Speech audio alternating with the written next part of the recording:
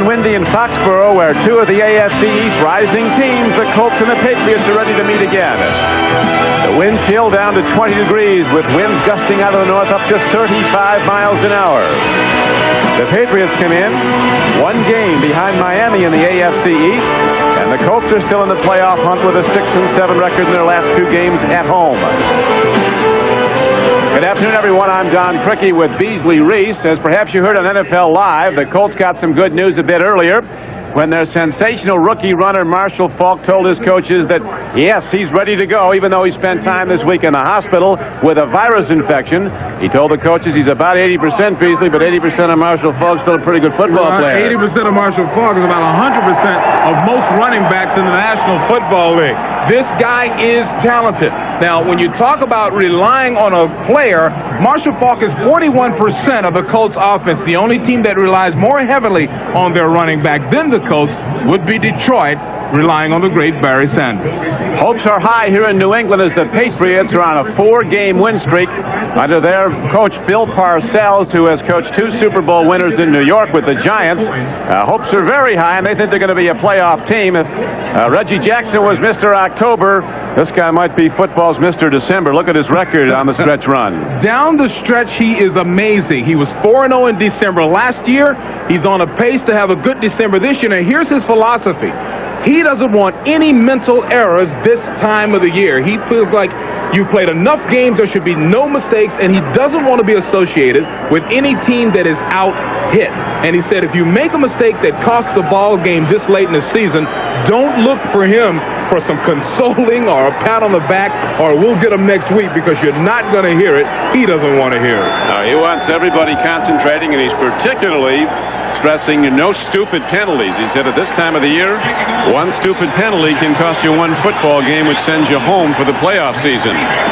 The Patriots will kick off. Pat O'Neill, the rookie kicker from Syracuse, who is their punter, a long-range kicker. He might boom this into the stands because that gusting wind is at his back. Deep now for the Indianapolis Colts are Ronald Humphrey, 25, and Dewell Brewer, number 26. O'Neill's into the ball. It'll carry only down to the 2-yard line. And here comes Humphrey as he's across the 20 and breaks it out to the 29-yard line. He could get time from scrimmage depending how strong Marshall Faulk feels. Here comes Don Majkowski, the former Green Bay Packer. He was a Pro Bowl player in '89 with Green Bay. His offensive front, a good one. Wolford has been many times at a Pro Bowl. Loudermilk is at top center. Stasiak at right guard, and Cecil Gray will start for Zephyrus Moss at right tackle. Faulk will start despite the virus that sidelined him all week. He's not practiced. Potts is his blocker. Mark Jackson joins Sean Dawkins and Floyd Turner in the 3 wide receiver set. On this first play from scrimmage, they go Marshall Faulk, and he puts his head down and is thrown back by the Patriots. The New England coaches, Beasley, still can't figure out why 2 weeks ago Faulk only carried the ball 11 times against him in that 12-10 New England victory. You'll see a lot more of him today. The front 3 for New England. Agnew steps in for the injured Tim Goad at nose tackle. McGinnis coming on at outside linebacker. Slade, the other outside backer, is the leading sacker with 8.5. The secondary has been playing increasingly well for New England. This Patriot defense in the 4-game win streak has allowed only 15 points a game to the opposition. Marshall Faulk waving straight ahead, so they're going right to number 28. Out of the hospital bed, he joined the team for the flight here yesterday afternoon. And they actually transfused him with glucose and electrolytes to keep his strength up. He had a 103-degree temperature. Now, here's what he did the last time they got together. Only 11 times, and you won't see that. They had Marshall Faulk lined up at wide receiver a lot in the last contest and running Roosevelt Potts a lot. You'll see 28 get the ball today. They're down. Colts need 3 from their 36-yard line. Majkowski hands off, and Faulk takes it. He's not going to get there. He'll be close, but the Patriots shut it down. Vincent Brown was on the play. The down lineman really submarined the blocking and shut it down. And so the Colts go 3 downs and out as the sun starts to break through on this very windy day in southeastern Massachusetts. Well, that's the kind of defense that you expect from a Bills Parcells team. The defensive line was solid. There were no gaps. Marshall Faulk did look strong at the end of that run, giving quite an effort to push it toward the first down marker. But he comes up a yard short. Ron Stark now into punt. And Troy Brown is back for the Patriots. Partially tipped. Stark went 3 years without a block. That's the second one somebody's got a piece of this season, though. And the Patriots will get the ball in very good field position. Just an 18-yard punt, and the Patriots will go on offense from their 44-yard line. From the middle of your line, take a look at number 98. A push straight in on the center. He comes around with a swim move and puts one arm up and just barely gets the top of the fingers. And then also has the presence of mind to stop. I mean, he doesn't run into anybody. Just a well-executed rush by Barnett. Bledsoe at quarterback goes to his I-back. That is Butts, and he is knocked down after a gain of a couple of yards. As we look at the New England offense, top people up front. Armstrong at left tackle and Harlow at right tackle. Very strong, very, very efficient pass blockers. Bledsoe will be handing off to Butts most of the time. Gash is a terrific blocker. He knocked down the All-Pro Junior Seau of the Chargers 15 times with blocks a few weeks ago when New England won here over San Diego. The extra wide receivers you see as the Patriots now set 2nd down and 8. Bledsoe, a 3-step drop, and the ball gets away from him as he tries to go to Ben Coates, number 87. His tight end heading for Pro Bowl honors again. Ben Coates with 82 receptions coming in. The front four of the Indianapolis Colts. Whittington, first-year player from Indiana, free agent at left end. Marad is back in at middle linebacker for visiting last week. Quentin Corriat, a top player at the right outside. Buchanan's having a terrific year at left corner. And Trev Alberts, highly regarded All-American in from Nebraska. Out most of the season with an elbow injury, now playing it very well. Bledsoe lets it fly long, and he overshoots his mark. Right down the middle of the field to Coates, who caught 12 passes, a franchise record in that first game against New England, against the Colts in Indianapolis. The left side of your screen next to Corriat is number 29, Jason Belzer. It's a safety blitz and really well executed. Bledsoe didn't have time to really wait for his receivers to get open. He threw a second pass at Ben Coates, and you will see a lot of balls fly toward number 87 today. He is the main target, Ben Coates. There is Dewell Brewer back now for the Colts. O'Neal hits the ball. Brewer fields it at his 14-yard line. Looks for a block. Brings his way out to the 22-yard line. So we'll see if they keep going to Marshall Faulk as they did 3 straight times on their first possession when we come back. Indeed, the Patriots, their season one of swings. They started with a couple of wins, lost some games, and they've been involved in all close games for the most part. Last 13 games by 9 points or less, and 3 of those have gone to overtime. The field goal kickers could loom large for Coach Parcells and his counterpart Ted Marchibroda of the Colts, and they both have good field goal kickers. In fact, the last time they played, Ted Marchibroda saw his Colts beaten on 4 Matt Barr field goals for New England. The last one caroming off the left upright and bouncing over for the 3 points at the side of that 12-10 game. Marshall Faulk right, Marshall Faulk left, Marshall Faulk up the middle, and Marshall Faulk nowhere as the Patriots run him out of bounds. So I guess he feels pretty good, Beasley. He really does look good. You got to figure he's a little bit weak. I mean, the guy was in the hospital all week long. He had 103-degree temperature, a temperature today. This is just a little sprint draw that allows him to pick holes. He almost found something, but a great job by Ricky Reynolds with the outside containment in a cover 2 zone, and the defense simply strings him all the way to the sideline. Ricky Reynolds, the guy that put the knockout punch on the Jets a week ago with that interception of Esiason and subsequent return for a touchdown. The pitch back. Marshall Faulk again. He tries to turn it up, and the Patriots find him all the way. They've got people running after Marshall Faulk no matter where the ball goes, and so far it's gone to him on every down. 5 plays, all to Marshall Faulk, and for virtually no yardage. Well, the Colts have to stop this. I mean, at some point you have to choose another weapon. Any great defensive coordinator, and you know that a Parcells team with Al Groh as the defensive coordinator is going to be well, prepared. There's Al Groh in the bright red so that they can see the signals, distinguish him from the other blue uniforms. But they will stop one weapon. So far, it's been a one-weapon offensive attack. Now Majkowski, who struggled his last 2 games, ready to throw. Here comes the big rush. Majkowski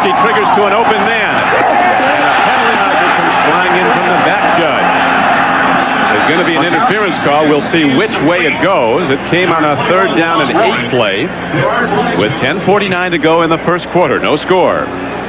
Majkowski starting for Jim Harbaugh, who's in good health. He came over from Chicago, did Harbaugh, and started the early part of the season. Struggled, went to Majkowski, and we have an offensive pass interference call.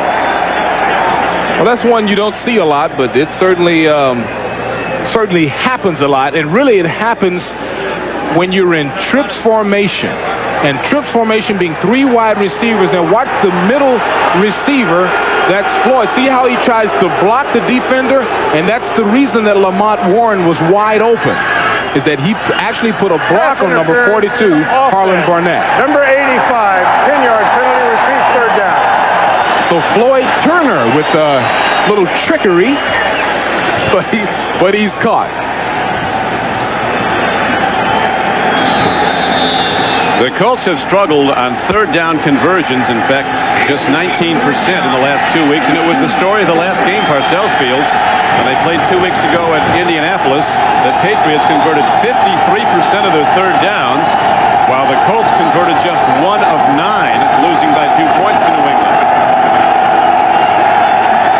3rd and 18 into the wind. They go with the Majkowski taking it himself. He gets it out to the 20, and now the Colts have one of the labors of Hercules for their punter coming up. He's got to try to boom it into this gusting wind that literally stops any high kick and almost knocks it back. Winds gusting to 35 miles an hour, and the flags are straight out, right at him. Old Glory whistling in that wind whipping down from Canada. Troy Brown is back again now for the Patriots. He's standing at his 38-yard line. I would be surprised if Troy Brown had to catch that ball anywhere beyond the 45-yard line. I mean, this should be an opportunity for great field position. Stark sits a one-hopper, and Troy Brown picks it up, crosses midfield, and a good open field tackle is made by Brad Banta, rookie tight end from Southern California, number 83.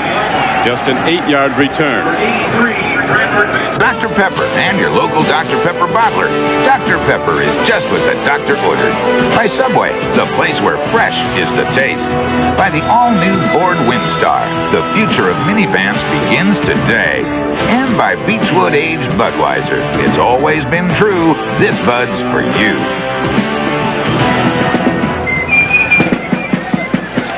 Marshall Falk bouncing back from the virus infection on the sidelines now as the Colt defense is on the field. The Patriots start from the 47-yard line of Indianapolis. Pitch back.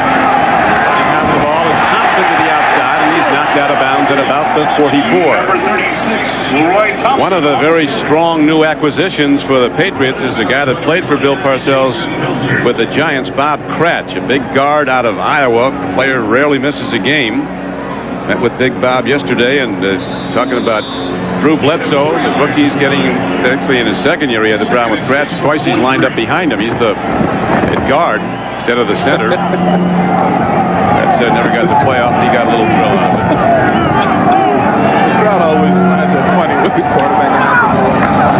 Even veterans do it sometimes. As Leroy Thompson runs the ball inside the 40 and down to the 39-yard line. That'll bring up 3rd down. Leroy Thompson is quickly becoming a star on this football team. Parcells told him that you'd really be best served if you would resign yourself to being a 3rd down back, catching balls out of the backfield. But Leroy, which is the way he likes it pronounced, would like to be an every down back. He's a very good player. Parcells says he loves him on Sunday, and that's a great compliment from the coach. Patriots over their 4-game win streak have converted 53% of their 3rd downs. Right now they have 3rd down and 3. They get shut down this time as Butts tries to take it at the Colt defense and is knocked down hard. Siragusa, who Parcells was high in his praise, was in on the tackle. So was Jeff Harrod, the middle backer, who had 14 tackles in the last meeting between these two teams. That's just a great read by Jeff Harrod. He just steps up, steps around number 33, Sam Gash, and makes the tackle.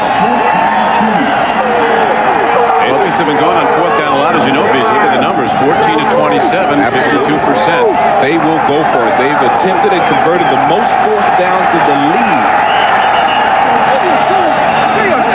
Bledsoe doesn't like what he sees in the defense. He calls a timeout with 7:57 to play in the first quarter and still no score at Foxborough. Indianapolis Colts had a very basic problem. Too many players on the field. They had Dewell Brewer, number 26, back to receive a punt. So too many men on the field, and they called the timeout. And the Patriots go for it on 4th and a long 2 from the 40-yard line. And up goes the Thompson. He breaks it. Does he have it? Looks like the linesman's coming in. And the spot's going to be very close, but it appears the Patriots may have the first down. Going for it on 4th down.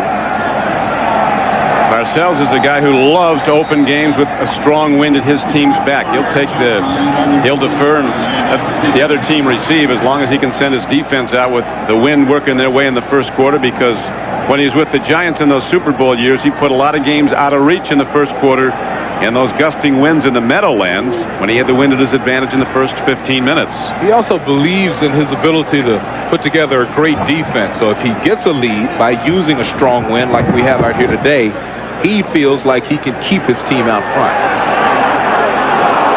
Allowing just 15 points a game over the 4-game win streak. And as you see, the spot goes the Colts' way. So Indianapolis takes over the ball on a 4th down try by the Patriots. David Tate with the safeties came up and made the stick. He's a big guy, a 200-pounder. Watch him snuff it out. This is a tackle that he makes that just halts the forward progress of Leroy Thompson. He has a real big reason to celebrate.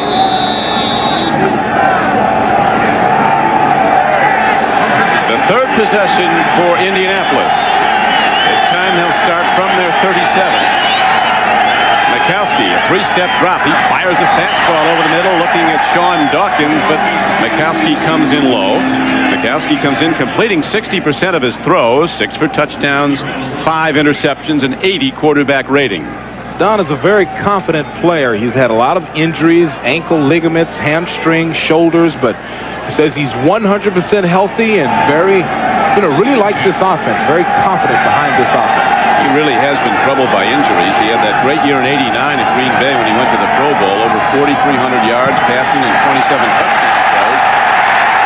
He had a bad game 2 weeks ago against the Patriots, though. Major errors, including trying to lateral the ball to Falk that was recovered by the Patriots. And now Mike Jones and Ray Agnew shut down Majkowski. Really, this is one of those coverage sacks. I mean, Don has normal time, normal rhythm, but as the pocket starts to collapse around him, really he just goes down. And so either Mike Jones or Ray Agnew will benefit from a freebie when it comes to the sack list, because really Don just realized he was in trouble and went down to his knees. And now he has to throw it downfield into the wind. Of 3rd down and 12 comes up. Patriots are going to blitz. They're lining people all over the field to come. Now Majkowski changes the play. And we're going to have a delay of game call.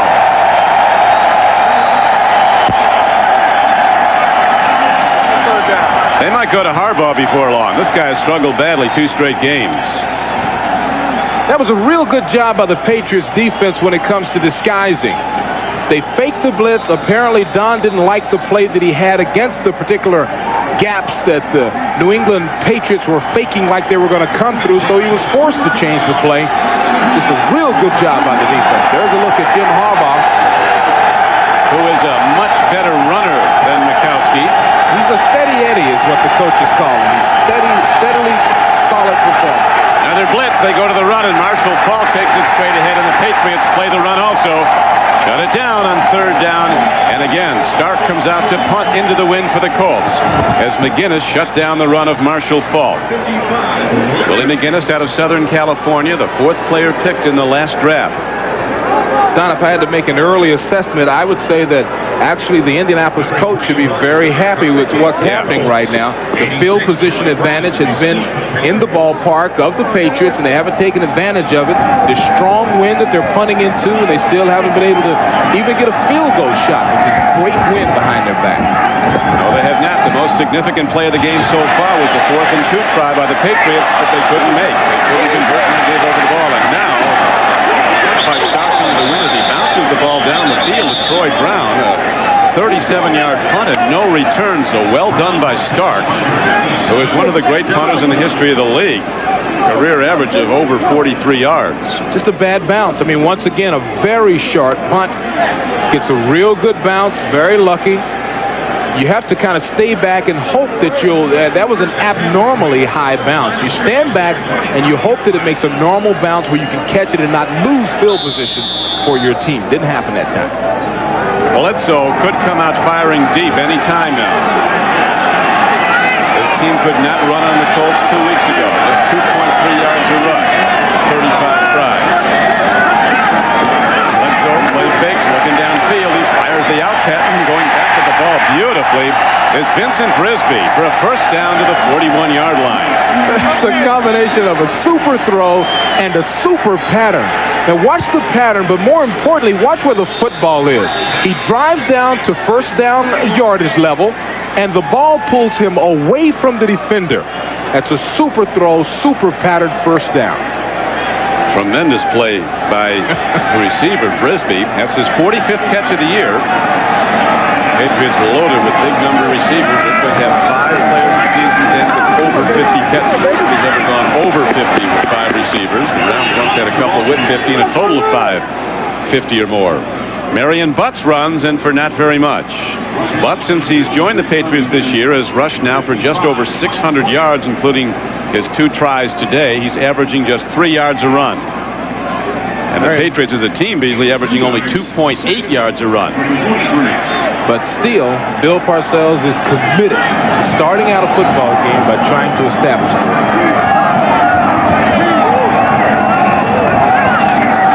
They try again. Oh, they're going to go to the flea flicker. Bledsoe lofting a long ball. Overshot. There was some contact. No call. Vincent Brisby running the fly pattern. And you're talking, Beasley, about the Patriots wanting badly to get something up while they have this wind advantage, and they go deep. Opportunity absolutely lost. Now, Leroy plays off the fake perfectly. Now, the throw doesn't end up being as short as Brisby thought it would be. Watch number 82 at the end of this pattern. He thinks that he has to lean into the defender, number 29, Jason Belzer. But actually, the ball is long enough. That's a direct result of the wind getting underneath the ball and moving it an extra 2 or 3 yards. Almost a big hit for the Patriots, and now on third down. Bledsoe stands in. Here comes the rush. A flip down the middle, and he's picked off. The ball is intercepted by Eugene Daniel, and he runs it back to midfield. That's one of the things the Colt coaches talked about yesterday. Bledsoe is so dangerous throwing downfield, and he throws downfield maybe 50 times a game, but there's also a lot of chance for picks. That was an absolute perfect play by a defensive back. It's man-for-man coverage. See, he takes the inside technique. Reading the in route, look at the recovery technique. Absolutely pristine, perfect, stepping in front. That is beautiful. You know it's man-for-man coverage, number 1, because he takes the inside technique. Perfect balance, perfect recovery technique. And the 23rd interception of Bledsoe this season, and the Colts have their best field position. Bledsoe's thrown for 19 touchdowns, and the 23 intercepts. Majkowski fires over the middle, and it turns off his receiver, Floyd Turner. As Majkowski's strong of arm triggers a tight fastball over the middle, and it'll be second down and 10. Well, Floyd would like to see that again. That was basically a little bit, just a touch behind him, but certainly a ball he should have caught. And see, you recognize the strong safety blitz from up top. It's a wide open throw because the strong safety has blitzed, has vacated that area. That should have been a completion. Turner's been a good acquisition, though. A free agent. He's caught 45 passes this year. Falk looks for room, darts ahead, and drives down to the 46-yard line. A gain of 3 yards on the play as the first quarter clock ticks down to 4:25 and running. Don, the good sign for Indianapolis Colts fans is that at the end of the play, Marshall Faulk still has the strength to power drive for 2 or 3 steps. A weak person, a person that's been fed intravenously like that young man has for the last week, the legs are weak and they kind of go out and underneath you at the end of a run. So I think he's feeling pretty good. Yeah, he's been strong so far. Hasn't got a lot of yards. 7 carries for 16 yards. Majkowski swept under. Puts the ball on the field. If they lose it, that's the second sack of Majkowski as that Patriot rush is coming from every direction. This is a gambling gunslinging team, this Patriot defense. They blitz everybody. Weak cornerback, safeties. You look at the end of this play, and actually, Majkowski sees that the pocket is absolutely collapsing, and look at that ball come out, but apparently Majkowski scooped it back underneath him at the end. Majkowski has simply been lost in that pocket. I mean, when it starts to collapse, he's made, sometimes you could take a step to the right and find an opening. Didn't find anything that time. He's not a happy guy right now. He's not. He's going after somebody. Chris Slade, it looks like. I guess he thought he should have had the ball. Troy Brown is back deep now at the 15-yard line. And Stark ready to punt for the 4th time in this first quarter. Steps into it and drives the ball nicely into the wind. Troy Brown back to the 20. Breaks away, and Troy Brown finds open field and is finally knocked out of bounds at the 35-yard line. 34-yard punt and an 18-yard return. A bit ago, just before we went to the break, Bill Parcells, after the Patriots failed to get the loose ball, the Majkowski fumble, went over and really lit into his standout young linebacker, Chris Slade, who leads the team with 8.5 sacks. I don't know what went wrong. Well, you get about 6 yellings like that and you're in town. I know. Handoff goes to Butts, and he drives ahead on first down and takes it ahead for 4 yards out to the 39-yard line. I think on my 6th yelling like that from Parcells, I was sent to Tampa. That's an indigo. He's not going to trade Slade. No. This kid's great. 17.5 sacks over the last 2 years. 14.5 of them coming in Foxborough Stadium for Slade. So, and you asked him yesterday why, if you got them all at Foxborough Stadium, and his answer pretty summed it up. He doesn't know. He doesn't know. Obviously, some about the place. The rookie player, though, 7 years after this, they go back to Butts. Hey, there's guys running into great walls out there when they try to turn it upfield. There's some big-time hits being put on by these linebackers on both sides. Both defenses have done a great job, throughout this football game. You'll just see Saragusa and all these guys. Look at the penetration by Saragusa. Everybody filling a hole from the safeties to straight across the board. It's been a good defensive effort when it comes to attacking the run by both defenses.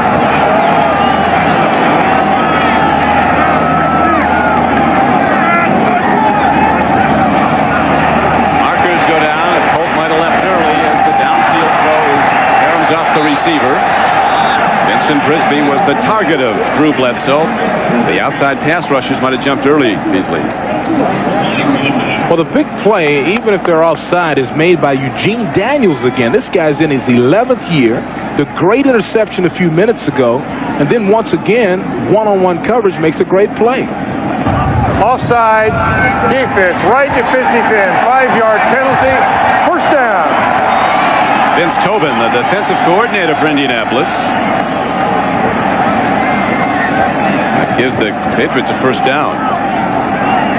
Top of the screen, you see your linebackers, really a couple of defenders. A little too eager. Maybe they think they've got the cadence of young Drew Bledsoe down.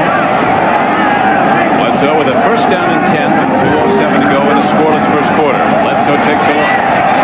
Whips the ball to Brisby, and he's ahead for a gain of 12 yards and a first down to the 42-yard line of the Colts. Well, it takes a great quarterback to throw that ball because Jeff Harrod was there. Watch the cornerback Eugene Daniels get a great hit on the wide receiver, pushing him inside, then dropping into the flat. But look at Harrod 54. That ball, that's a beautifully thrown ball to get that into a very, very small spot. They had to put it right where it had to be. Beautiful.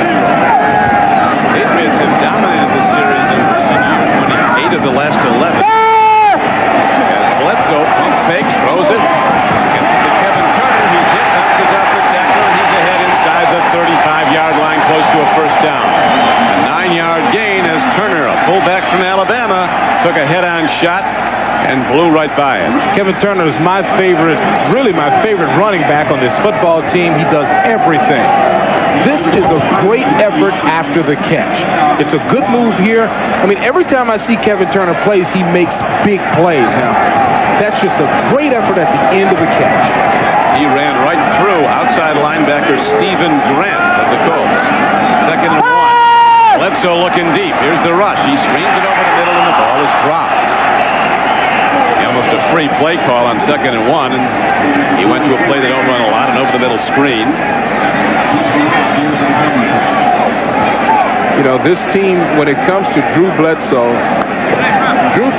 passes the ball around, and you see the title Air Parcells. That shocks a lot of people who know Bill Parcells.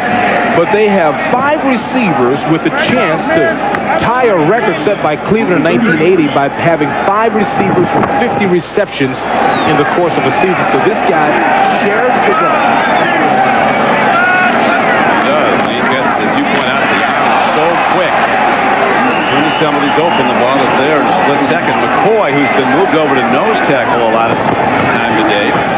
This is a very, very good football player. Tony McCoy out of Florida. Undersized, did not go high in the draft, was a 4th-round pick. But he's almost a dominator when he's in good health. He took over the game against Houston in the opening game of the season. The Colts destroyed the Oilers. Then he went out with an injury. Now he's back and very, very active. He's playing over the center, Mike Arthur, and he's tough to block. Well, he's one of those big guys with very light feet. Very good balance. 4th and short for New England. Back to the run. Marion Bucks is ahead, and he appears to have it. It's West, he's inside the 32, and that's where he had to be for the first down. That'll do it for the first quarter of play with still no score on the board. The franchise record 12 catches in the last meeting between these two teams 2 weeks ago. They've shut him out so far today. Well, he's my favorite tight end. A lot of people's favorite, certainly Drew Bledsoe's favorite tight end. I guess that's more important than being mine, huh? A lot of people think he's the best tight end in the league. I think he's the best. You know, you and I have done a lot of these games. I've been saying it for 2 years. I think the guy is excellent. And he has a terrific ability to get deep. He can catch the deep ball. He really can run downfield. Pitch back. Thompson tries to turn it up and does. He got 4 inside the 30, close to the 28-yard line. You know, this is an even football game across the board. I mean, I guess the big advantage would be the fact that the Patriots have achieved more first downs. But if you look at rushing, passing, I mean, the numbers, the time of possession, 7:32 to 7:28. Very close ball game, but the big point now, I guess, is that the wind has changed by the quarter. So all of a sudden, New England is going against the wind. And the Colts will have the wind at their back for this quarter. And there is big Tony Siragusa, who's played great football for the Colts, shaken up on the last play. We mentioned Parcells was really high in his praise of Siragusa. He's a free agent out of the University of Pittsburgh. He wasn't drafted because he had a reconstructed knee. He's got some unusual pets. Iggy is iguana, and Elvis is Burmese python. I said, you keep that in your partner in Indianapolis? He says, no, my agent in Pittsburgh takes care of Elvis. Well, that's a good agent. Someday you have an agent that'll take care of your python. You have a good agent. Someday that snake's liable to get the agent, and the snake will be repping him. Good neat Tony, though, 300 pounds. Good to see him up. And one of the reasons he got interested in animals because he felt sorry for them in the zoo, all caged up. He thought he could give them a better home, so he's had all kinds of creatures. The turf here is presenting some footing problems. It's very loose in certain parts of the field. Siragusa lost his footing there. On the near side of the field, very wet. Turf did not sweep the water off first in one portion. Very wet there. There's a throw, and wide open, Kevin Turner coming out of the backfield. Bledsoe either overshot him or was short of his next target downfield, Frisbee. Drew Bledsoe has now hit just 3 of 9 passes for 34 yards, and of course he's been intercepted 1 time. You know what happens sometimes? You're going to one receiver, and then out of the corner of your eye, you see another guy wide open, and you try to change directions in mid-throw, and I believe that's what Drew did that time, but the ball fell perfectly between the 2 players. Longest drive of the game. This is the 10th play of the Patriots drive coming up. Bledsoe checks off and changes the play. Both send blitzers in, and here they come after Bledsoe picked up nicely. He gets time to throw on a terrific play. play by one of the rising stars at cornerback, Ray Buchanan, who's intercepted passes in each of his last 4 games, and he almost had another. These cornerbacks are putting on a clinic. Now, they are coached by Pat Thomas. Now, Pat was an all-pro with the Los Angeles Rams. Look at the recovery technique, using the left hand to knock it down, which is dangerous because if you miss the ball and the receiver catches it, it's a touchdown, but still a great break on the ball. So great plays by Eugene Daniels and also by Ray Buchanan. And an interesting play call here, 4th and 7. They'll not try a field goal because they're going into that strong wind. Bledsoe takes a drop. Here comes the rush. He stands in, runs out of time, and he's incomplete, not close to a reception. As the Patriots are coming at him with good pass blocking in front, but the Colts are starting to break it down now as the game wears on, and Bledsoe has not been effective throwing the ball. And Colts is the #1 weapon on this offense, and he's wide open here running against the linebacker. That's the exact combination that you'd like to get. Stephen Grant about 3 steps behind this future All-Pro, but Drew didn't find him. And talking about it now. Colts take over for the 5th time. Their 4 previous possessions, 3 and out. And this time they go to the big back, and big Rosie Potts taking on Reece. He drives ahead for a gain of almost 15 yards and a first down. Roosevelt Potts had a fantastic rookie season last year. He's been on the back burner as a very unselfish blocking back this year, but here he is getting the ball and really just finding a hole, and watch him at the end of it. Barnett's asking for help. Everybody comes in. This is a big guy. His teammates, his coach is really appreciative of the way he's taken his new role as a blocker after leading the team in rushing last year. Here's Marshall Faulk turning it up. Some guys, and Marshall Faulk puts his head down and pops ahead for a gain of 5 yards. Willie McGinnis, a lot bigger, hit him head on. We'll listen to that pop. 55, Willie McGinnis. With 13:36 to go. It's a tough game. That's almost helmet to helmet. Helmet to helmet usually means somebody's knocked out. They're lucky that time. Oh, it's more than almost. Oh, boy. Cannon shot. Oh. He is so crafty in the middle of the line. You think you had him, and off he goes, and he's close to a first down as we go to Greg Gumbel in New York. And brought down by Willie McGinnis and Vincent Brown.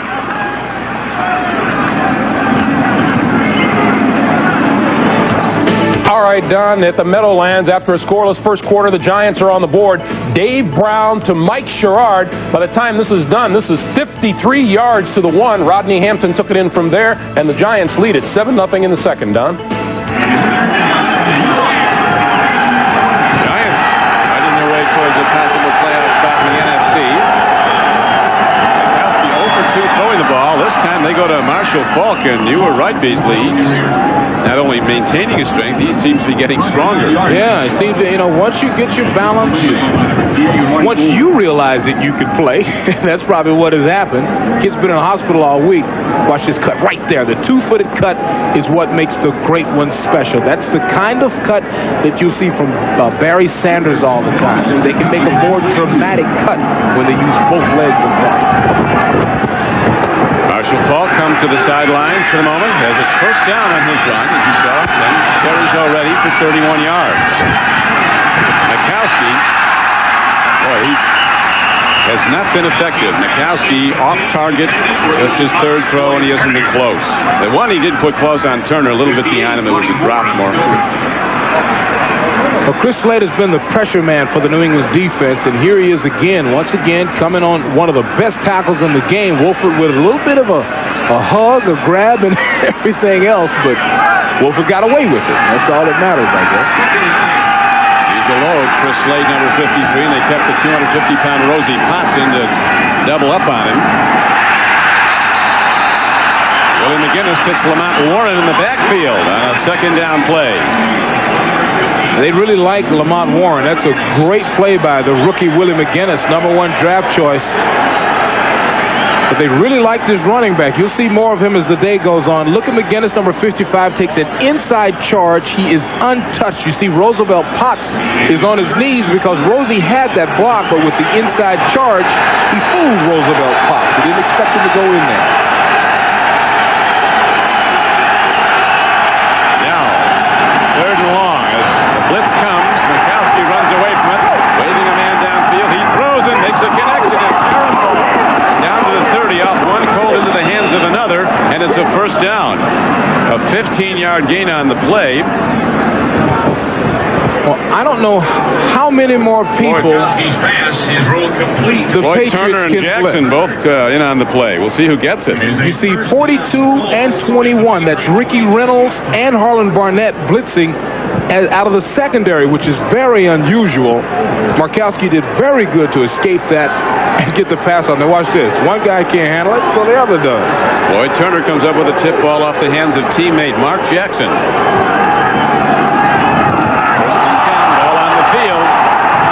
Might have maintained it. Their second fumble of this day. Majkowski had one, and now a fumble in the middle of the line. They have not lost a fumble, though.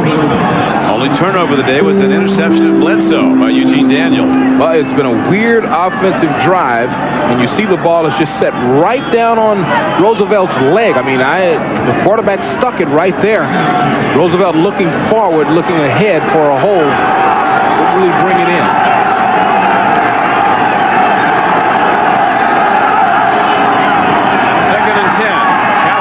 It up to Roosevelt Potts, and he takes it inside the 20-yard line down to the 19.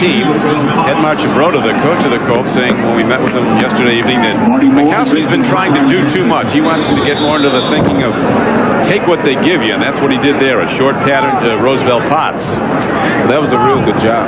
Like you say, he just took what the defense gave him, sprinted over to the sideline like a marathon runner. They get a quick drink of water and a quick word with the coach. But, you know, Indianapolis is taking advantage of the win. They're taking advantage of this drive, something that the Patriots did not do. And now they are guaranteed a great shot at a field goal, but I'm sure that they want more. The Colts have been very good when they've got down close. So they've scored 24 touchdowns in 38 trips into the red zone this season. That's a touchdown 63% of the time when they're inside the opponent's 20, and that's first in the AFC.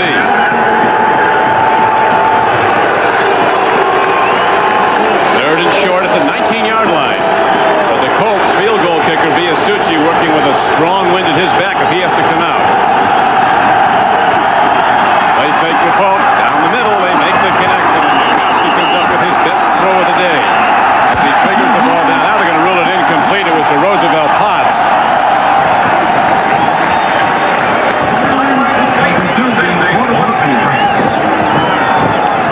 Well, I think it's the hit at the end of this play that jolts the ball loose. He's got it going down, but just as they come to the ground, that's a good hit by Myron Guyton that shakes the ball loose. Dean Biasucci, he comes out now. Now this will be 4th down and inches. They're going to go for it. Biasucci started out. Majkowski puts his head down behind his center, Kurt Laudermilk, and the Colts get the first down to the 17-yard line. Well, the Colts came into this game having made 69% of their 4th down attempts and came in with 9 of 13. Now it's 10 of 14 tries, so they are very good on 4th and short. Bill Parcells, whose team has been so difficult to score on during this 4-game win streak, allowing just 15 points a game over that 4-game span. This was anticipated to be a low-scoring game with 8:55 to go in the first half. Still no score. It's Falk puts on a move. Look at Marshall Falk. But a penalty marker goes down. Falk with a 360 move. Lost a tackler, put him on the floor. But the call is going to go against Indianapolis. Well, you will not believe, after we see who's okay and Marshall Falk is okay, this kid has got to be weak. You're not going to believe this move. Maurice Hurst has him dead to right. That's his cousin. Yeah. His first cousin, Maurice Hurst. Offense, number 65. You see it's a holding call. The line of scrimmage, it'll be from the spot of the foul. Remain first down. He called it on number 65. That's Eric Milam. But boy, that's got to hurt. Marshall Falk with the gorgeous balance and the great move. There's his first cousin and his father's little sister is Marshall Faulk's mother. Got together for dinner in Indianapolis. The last time they played. 2 weeks ago. This is the 12th play of this drive coming up. It's first down and 13 for Indianapolis. No score in the game. Majkowski stands in, triggers a ball. Incomplete. Both quarterbacks hitting the grass a lot more than receivers so far today. Floyd Turner was the nearest to the ball and brings up second down and 13. Well, Don, unfortunately for the Indy fans, has been a bit ineffective at the quarterback position. And the pocket has collapsed around him. He hasn't found that little alley that would buy him a little more time. And when he's had a couple of players open, he hasn't been able to put it in a position where they could bring it down and make the reception. Second down and 13 for Indianapolis. Lamont Warren, not a thing. Mike Pitts, number 93, a veteran from Alabama. Sheds the block, makes the stop, and that brings up third down. It'll be about 16 for the first down. Big Mike Pitts, good 93, really untouched from the start. Coming around, an easy play for Pitts. Nobody blocked him. 16,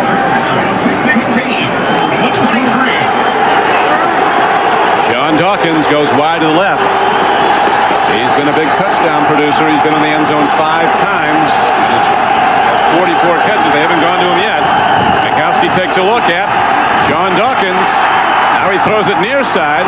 Running with the ball inside the 10-yard line is Lamont Warren, the rookie from Colorado. He's going to be close to a first down, but short of it. There was a 14-yard gain on the play. They needed almost 16. Well, Don Majkowski was really patient here. I mean, you see, he figures that the pocket's about to break down, still with the presence, sit in there and find Lamont Warren. They say Lamont's a good runner, a good receiver, and that you'll see a lot of him eventually, but not enough for the first down. And they're not going to gamble on another fourth down try, although they did make the last one. They're going to send out Dean Biasucci, who has been okay this year, hitting 12 of 16 field goals, but he's been terrific on long ones. He's 2 of 2 from 50 plus. Timeout. Indianapolis. That is their second charge team timeout. Yeah, the Colts taking a timeout, their second. Maybe Marchibroda wants to think this over and possibly go for it on fourth down. Is brought to you by Dr. Pepper and your local Dr. Pepper bottler. Dr. Pepper is just what the doctor ordered. By the Citizen Watch Company. Citizen is how the world tells time. By Wendy's. After 25 years, quality is still our recipe. And by the all-new Chevy Blazer. Motor Trend's Truck of the Year. Test drive it at your local Chevy dealer.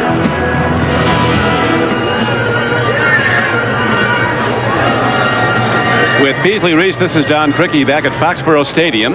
Dean Biasucci back on the field now on 4th and short, ready to try for the first points of this day. It'll be a field goal try from the 17-yard line, a 27-yard attempt. He is 3 for 3 this season inside the 30. Today he is kicking with winds gusting up to 35 miles an hour at his back. And he drives it right through, and the Colts are on the board first with 7:09 to go in the first half with a 3-0 lead. Playoff picture, Pittsburgh, Cleveland, and San Diego with the best chances. Miami looking good at 8-5, although they struggled of late. And then you have the 7-6 teams, and as the coaches say, Buffalo isn't out of it till somebody knocks him out and sends him home.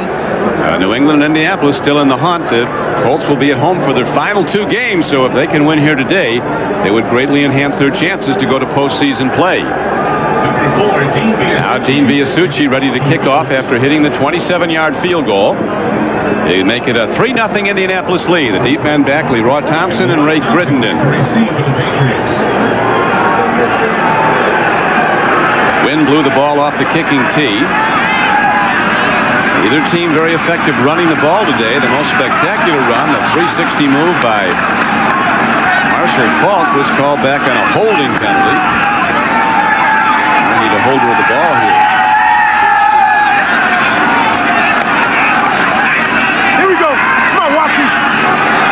Field goal kickers are going to loom larger and larger as this game wears on. Come on, Butch. The last one was a 12-10 score New England 2 weeks ago, and Not a lot of scoring was anticipated today, and there's been very little. Just the one field goal as Beasley moves to the ball.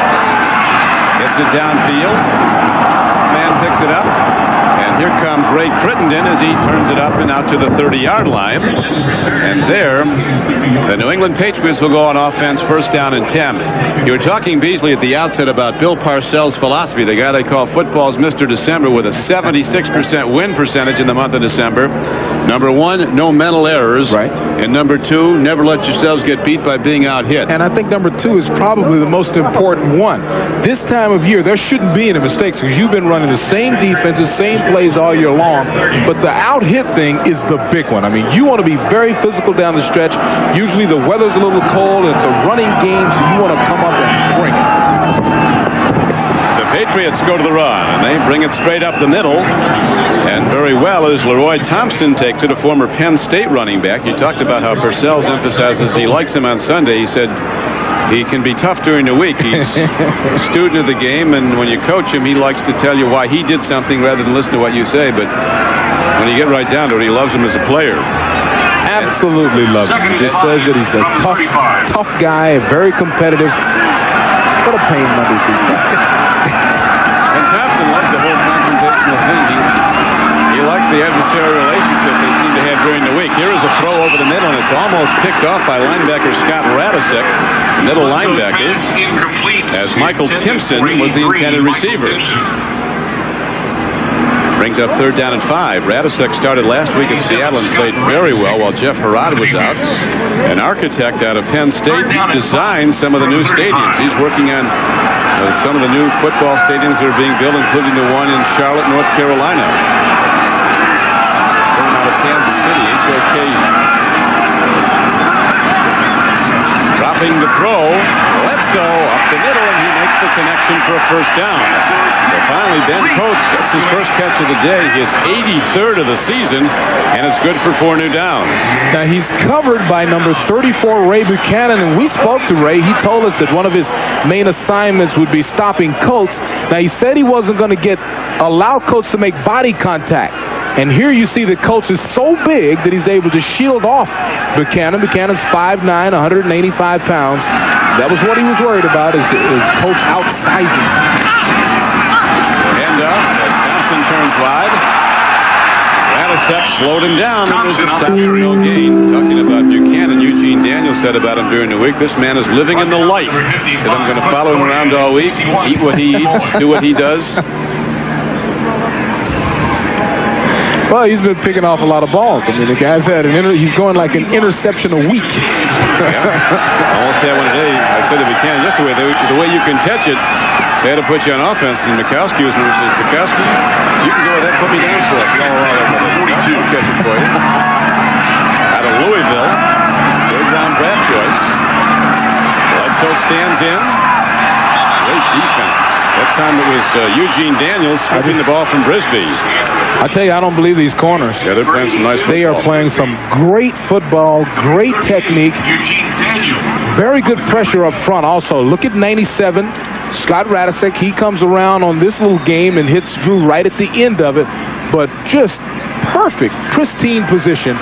Number 38, Eugene Daniels, in his 11th year. We saw the great interception in the first quarter and another good pass defense there. Bledsoe just 4 of 14 throwing the ball for only 40 yards. An interception. There's a long ball. Coates is out there, and he has it. Ben Coates is all the way down to the 21-yard line on the play of the day. So finally, Bledsoe hits the deep strike. There's a blitzing safety coming, and you see that Colts is being played man for man by Stephen Grant. That is a mismatch.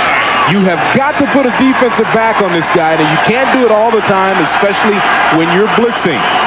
And take a look at the numbers. He is chasing the records at the tight end position. Todd Christensen, NBC's Todd Christensen now with the Raiders, 95 catches, and the great Kevin Winslow with the most yardage. And Ben Coates is after both of them. Handoff goes to Butts as he takes it inside the 20. One thing is very apparent. Outside linebacker Stephen Grant has no chance of covering Ben Coates. Every time he's run a pattern against him, Grant's hardly been in the picture. Look at what he's done now with 2 receptions. Ties The season 84 record gives him a tie. with Stanley Morgan. The great Stanley Morgan. But 84 back in 1986 for the Patriots. Ben Coates has a long way to go, though. More than a half of this game remaining, and then 2 more. Butts. These guys are putting some effort. Boy. Tough Tony McCoy, number 61, puts on that spin-around tackle. Oh, everybody's in there. Coriat, Radicic. Knocked him back and spun him around. This is called a rebutting. A rebuttal of Butts. Or they just best him right back out of there. I like Tony McCoy too, boy. He'll run a game. You know which guys are good when you hear the opposing coaches talk about Yeah. them. They always talk about McCoy, the guy they're concerned about defensively. Here's a throw and a pick. Ray Buchanan is on the run, and there's nobody that's going to catch him. Little Ray Buchanan with his 5th reception in the last 5 games. Bledsoe's coming after him. Buchanan is taunting him, and he saunters into the end zone with a touchdown return. And the guy says he'd like to play offense because he catches it so well. Runs it back 88 yards. And not only is the Patriot drive thwarted, the game is now 9-0 Indianapolis down. At last game all the way. This game they finally get the early lead with an extra point coming up. They could take a 10-0 advantage. Well, you're not going to see very many plays better than that in the National Football League. And it came once again because Vince Tobin, the defensive coordinator for the Colts, had a great blitz coming. So Drew had to get rid of it. He was in trouble, had to get rid of it early. And that's a super play by Ray Buchanan. A frustrated quarterback getting a little consolation and advice from his head coach. 5th consecutive game with an interception for Buchanan. That's a Colts franchise record. And now they're giving him a 90-yard official return for a touchdown. So no sooner said about Buchanan wanting to be a wide receiver if you all are ready for it. He runs back an interception with the play of the day. A sensational play by defensive back Ray Buchanan of the Colts has turned this game as Buchanan just ran back a Bledsoe interception 90 yards for a touchdown. We'll watch it again after the kickoff as Biasucci's ready to kick it off with the wind at his back. Buchanan is living a dream. 3 interceptions for touchdowns this season.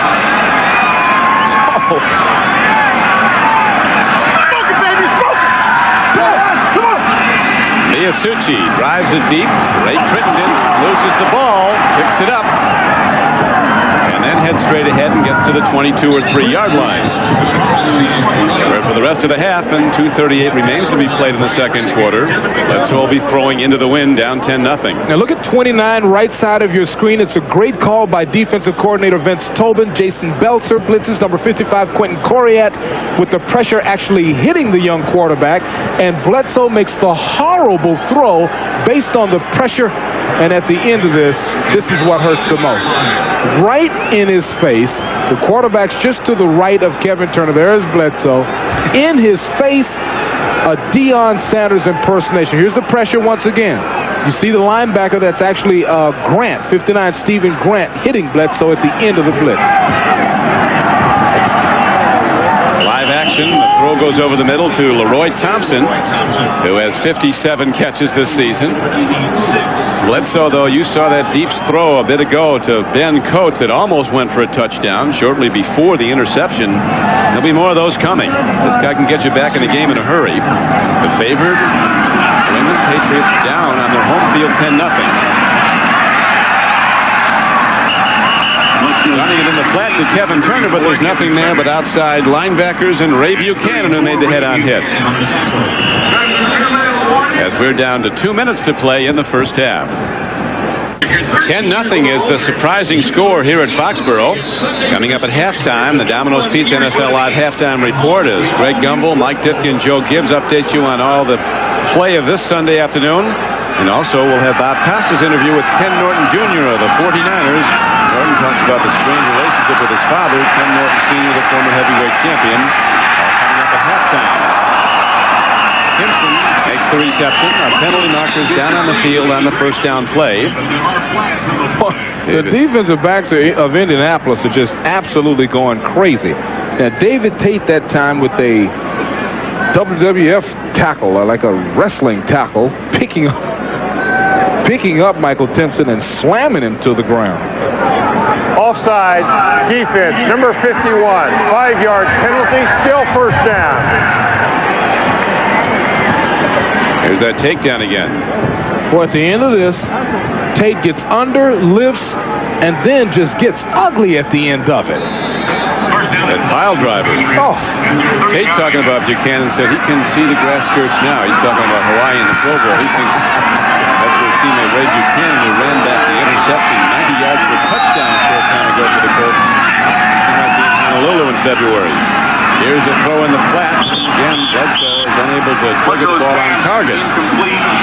Michael Timpson, the intended receiver. Well, I keep going back to Vince Tobin, the defense coordinator for Indianapolis. This has been an excellent mix of blitzes.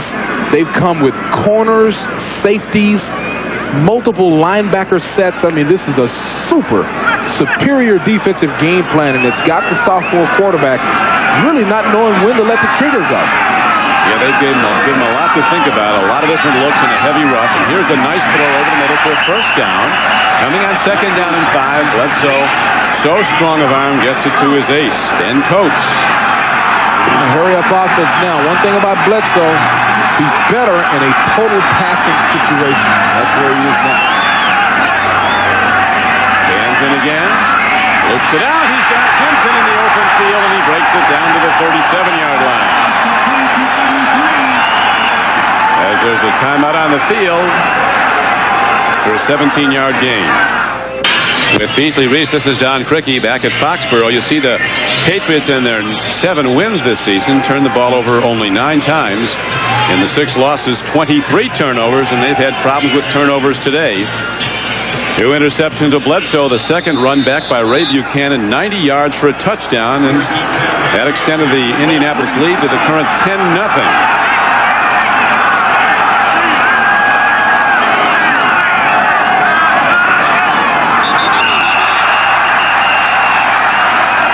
The Colts left early, but were they drawn off? Good to see Tony in there. False start. Offense. They were drawn off. The snap. Number 61. 5-yard penalty. Still first down. Bob Cratch. Says Big Bob Cratch. He is your left guard. You see that little hitch? You see, get the little hitch. They have been blitzed from every direction. Have the Patriot offensive linemen, so they're a little antsy right now. Nothing undermined the Giants last season to this more than losing Bob Cratch. He was an anchor in the offensive line. Here's a throw over the middle inside the 35-yard line. Coming down with the ball is Ray Crittenden. The game clock is running down to 1:10 in the first half. Yeah, I believe it's dangerous to get too big of a lead on Indianapolis, New England too soon. Bledsoe taking his time, and now he's going to run for the sidelines. Moves ahead and heads for the first down. Well done by Bledsoe. Got the first down and stopped the clock. 58 seconds to go in the half. When you get a big lead on Drew Bledsoe and you put him in an all-passing, all-improvising situation, this guy can kill you. And here he finds the outside wide open and gets the first down. But again, we point out, because Parcells' team is going into that very strong gusting wind up to 35 miles an hour, even though they have the ball up at 27, they're not in field goal range. They do have 58 seconds with Bledsoe gunning it.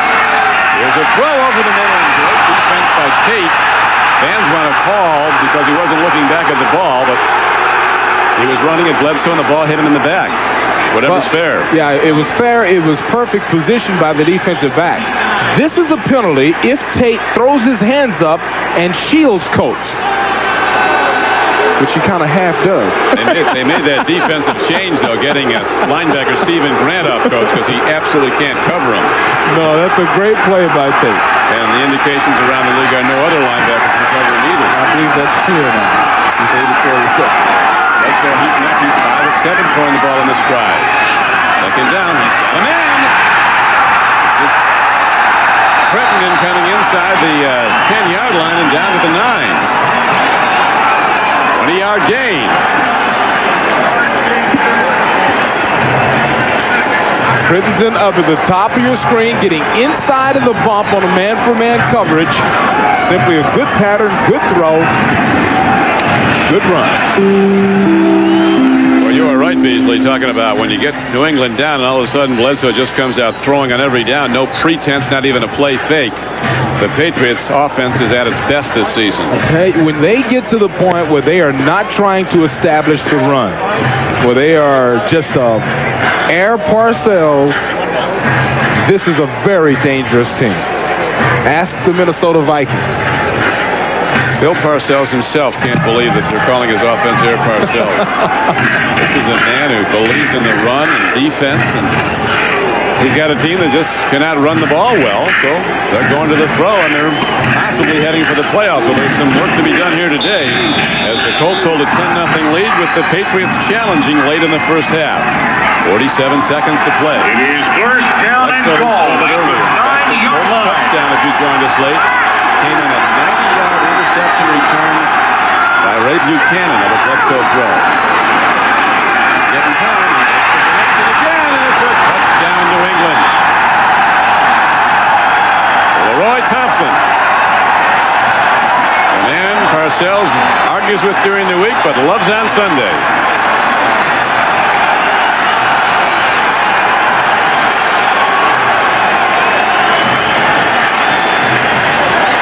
Thompson wants to be quarterback during the week. He'd like to be assistant coach. He wants to be starting running back. He wants to be equipment manager. He wants to change the color of the uniforms. But on Sunday, the man comes to play. And played big there. As Barr hits the point after, there is a penalty marker down. With 42 seconds to play in the first half. Let's see what Majkowski can do now, and the Colts get the ball with 42 seconds and the wind at his back. Defense on the kick. Kick is good. Extra point is good. Penalty be assessed on the kickoff, 5 yards. Well, Leroy's brand new baby daughter, Brooke Nicole Thompson, sees Daddy come out of the backfield, turn it up, and force his way to the flag.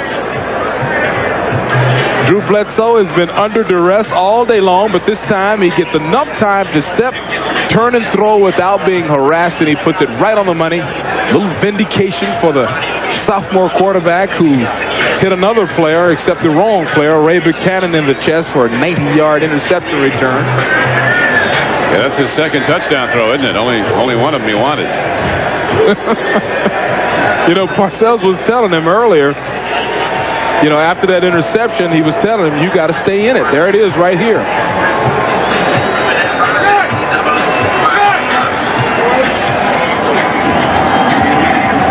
That whole scoring drive executed into the wind. Head play drive, 78 yards, 2:06 elapsing on the clock during it. Leroy Thompson making the 9-yard touchdown catch. So it's now a 10-7 game, and Pat O'Neill's ready to kick off for New England. And the penalty really helps kicking into the wind here. That moves him up back to the old spot at the 35.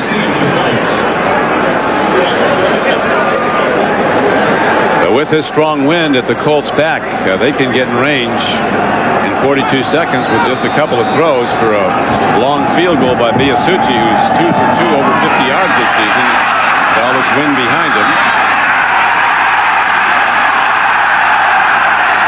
They're ruling a touchback. It got into the end zone.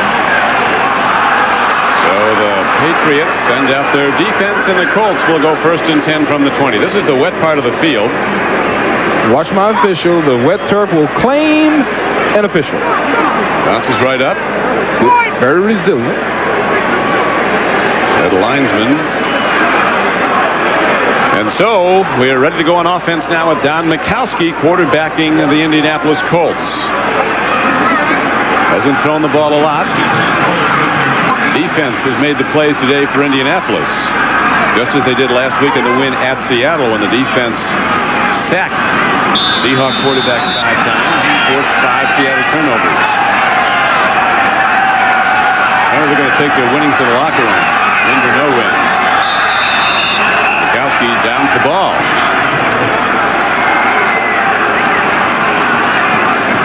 is also, as you pointed out, Beasley, the very wet end of the field. The footing's bad. Ted Marchibroda not wanting to risk a turnover. And who started in the NFL in 1953 as a quarterback for the Pittsburgh Steelers. For 2-year absence when he went to Canada, he's been in the NFL ever since. And that will do it for the first half of play as the Colts go to a 10-0 advantage, then see it cut to 10-7 at the half. We got to be happy with that. They came in the local papers as a 6-point underdog, and now we're ready to go to NFL Live and Greg Gumbel in New York. Defense has been excellent. I mean, just mixing up the blitzes. They've given Bledsoe a lot of trouble, but he was able to come up strong toward the end. I mean, here's the biggest one. You have a safety blitz and an outside linebacker blitz that hits Ray Buchanan because of the pressure. Bledsoe a little offline, and then at the very end of it, the ultimate insult as Buchanan does his Deion Sanders impersonation right in Drew Bledsoe's face.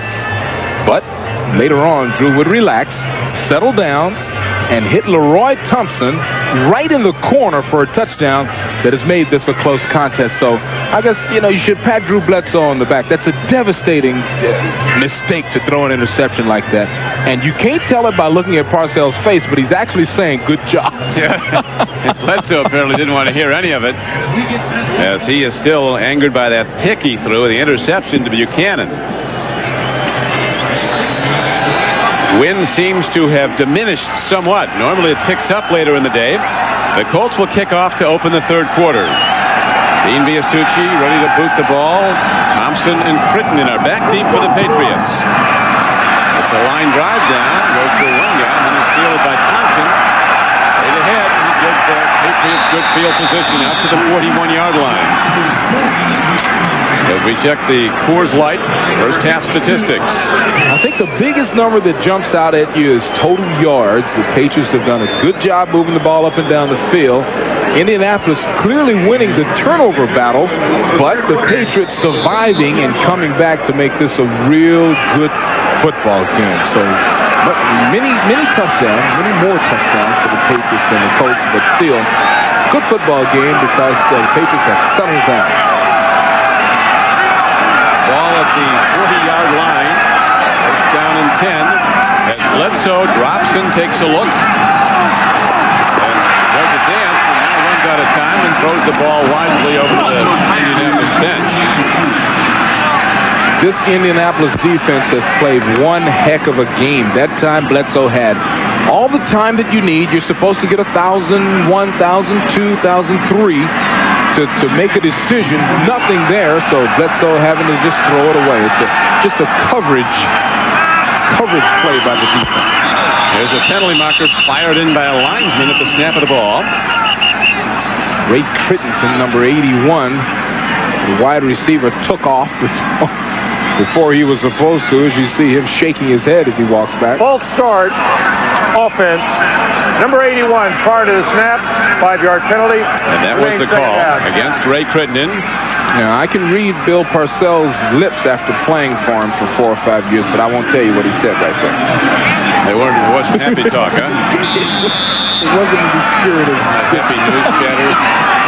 12 of 26 for Bledsoe, 149 yards. He's hit as he throws the ball, but he makes the completion. That was very nearly intercepted. Michael Timpson comes down with the ball. 65 catches for the year, a 12-yard game. So they are indeed, after going down, going to the all-out passing game, and at this point it's got the Colts back on their heels as it did late in the second quarter. See, once again, it's the pressure. But Drew is so big, he just raised his arm after made the completion. With 4 wide receivers downfield, he throws again. Another connection. And Ben Coates has the ball inside the 50-yard line down to the 47 as they're going right into formation without a huddle. So this is the formation that killed Minnesota. This is how they came back on the Vikings. No chance to substitute defensively, just 4 defensive backs on the field. And a 4 wide receiver setting for the Patriots. It's coming out of the backfield now. And Leroy Thompson takes it. He's taken down by middle linebacker Jeff Harrod. See, I love this. This keeps Tobin, there's Bill Tobin, it keeps him from calling all of those complicated blitzes. Vince Tobin, the defensive coordinator, he's really perplexed now because he's stuck with 4 defensive backs. And the running back for wide receiver. Puts his head down and takes it in for a first down to the 35-yard line. We might have a late hit.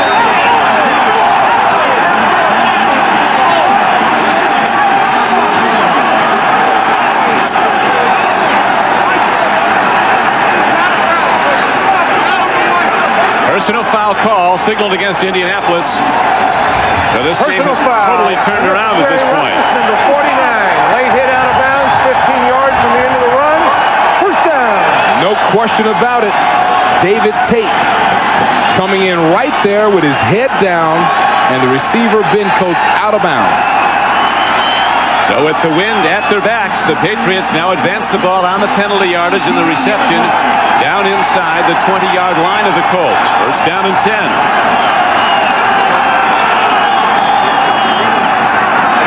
Bledsoe with a penalty marker down, dumps it off. Thompson catches it. He stopped at the 19-yard line. Neither of these teams has done well on grass this year, believe it or not. The Patriots are 4-5 on natural grass fields. The Colts are 0-2, losing their 2 previous grass field games at Tampa Bay and Miami. Gary Lane ready to say.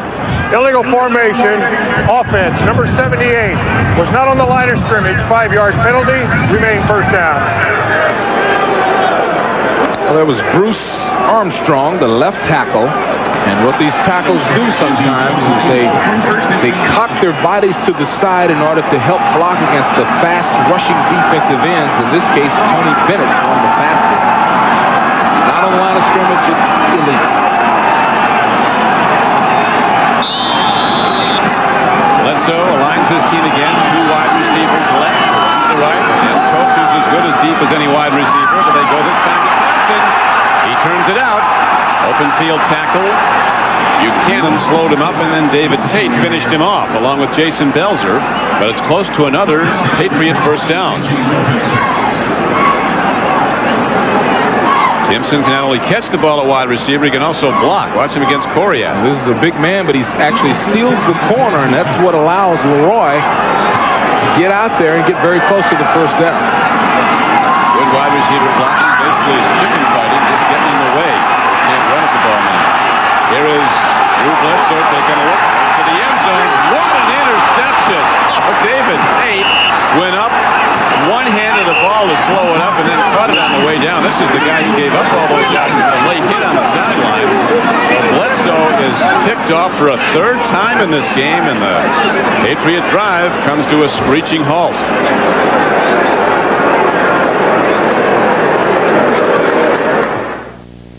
Brought to you by Dr. Pepper and your local Dr. Pepper bottler. Dr. Pepper is just what the doctor ordered. By Pontiac and your local Pontiac dealer. We are driving excitement. By Compaq. Look for the new Presario computers for that small business you call home. And by Domino's Pizza. Call now and order new buffalo wings and we'll deliver them with your pizza. It's gotta be Domino's. Back to live action. We'll watch that David Tate interception in a moment. Right now we go to live action. Majkowski quarterbacking the Colts. Bledsoe's 3rd interception of the day. Stops the Patriots drive, and here comes the New England defense. Led by 53, Chris Slade, who felt the sharp tongue of Bill Parcells earlier in the game. Back to David Tate, number 49. The ball is thrown to a receiver behind him. Just an absolute beautiful athletic effort. He goes from the man who made the big penalty, the big boneheaded late hit, to the absolute hero stopping a drive. Just great athletes. That was a very, very athletic play going way up. Now they go back to the run, and Michael Falk looks for some room, and this Patriot defense is looking to take over this game and get the ball back. We still have a long time to go in the 3rd quarter, 11:30 to play in it. Don, I believe that this Patriot team is feeling a sense of urgency. Their offense has the ball with the wind behind them, and as a result, they came out passing, and the defense is chasing. You see Marshall Falk against the Patriots. He's done quite a bit of work. Yeah, this is the time to score in this quarter. Yeah, this is it for New England. I mean, it's colder. The later it gets, the colder it gets. Built back to a kickoff was 20 degrees. Majkowski hands off. Reece ahead on third down. They don't want to risk a throw on their own end, apparently. A very, very conservative, uninspired offense so far in this game for Indianapolis, the team leading in the game strictly because of its defense. And once again, it is my belief that the reason we're seeing the no-huddle offense by New England is because the wind is at their back. They feel a sense of urgency to score right now. It's going to be hard to score in this fourth quarter. They're going to get it back in relatively good field position as Ron Stark is ready to punt for the Colts into the wind. It's an end-over-end punt, and Troy Brown goes over. Nicely done by Ron Stark. A tremendous effort by this four-time Pro Bowl player. Patriots have it when we come back. Coming up next, a terrific event here on NBC. It's the most demanding physical test of endurance the human body can experience. It's the Gatorade Ironman Triathlon. The grueling day of competition features a 2.4-mile swim through open ocean, then a 112-mile bike voyage across simmering lava fields, and that's not enough. A full marathon to finish. The Gatorade Ironman Triathlon is next after NFL football. Look at this. Buchanan has the pick. The guy who ran it back for 90 yards earlier. This is a circus. I don't believe this defense. Put this kid in the Ironman Triathlon. 20-yard return. Now this guy now has 7 interceptions. He's going to Hawaii. He should be thinking grass skirts and pineapples. If he keeps this up, there's no question. He may have earned it already. I mean, here's another great reaction play by the secondary of Indianapolis. They actually caromed off the receiver. Yeah, Frisbee. two people hit it. He comes up with the ball and makes a super run back. I mean, this guy is having a great day. The whole defense, secondary, this is unbelievable. It's a 10-7 game. Indianapolis with the lead. And off to Marshall Faulk. And he's being ridden down for short yardage in every play. There's no big gaps there for Marshall Faulk. He gained very little again. Now he's got to dig himself out of the turf. They planted him that time. Showing Marshall no respect here. Well, Marshall should be congratulated for just being out there. From being in the hospital all week. The turnover count, that's been the difference in the game. New England with 4 turnovers. Indianapolis has not turned the ball over. Colts working into the wind with a 3-point lead. 9:25 to play in the third quarter. Second down. Nice throw by Majkowski. Nice catch by Big Rosie Potts, who thunders down to the 35-yard line. Once again, the turnovers for New England has been absolutely devastating. This Potts is quite a story. He really lived with his grandmother. She passed away as a youngster in Louisiana. Raised himself, lived alone in a small house, cooked and cleaned. Now he shares all the money he's making as a pro athlete with various members of his family. He's got a heart as big as he is. He's going to be named the most valuable Colt by the Indianapolis Colts fan club this coming week. I said, doesn't Marshall Faulk anyway? They said they have another award for him. I guess all university. I'm sure they've made up a couple of awards just to make sure that Marshall gets his propers, as the young kids call it. But Roosevelt, the reason he's getting the award is that he has taken the back seat and he is simply blocking, running the ball every now and then. And the coach feels like that unselfish gesture and positive attitude, taking the new assignment with a great attitude is one of the reasons they've had a better season. And he can catch it. He has 24 catches this year, including a big one on the left. Now they're going to him. They need more muscle against this Patriot defense.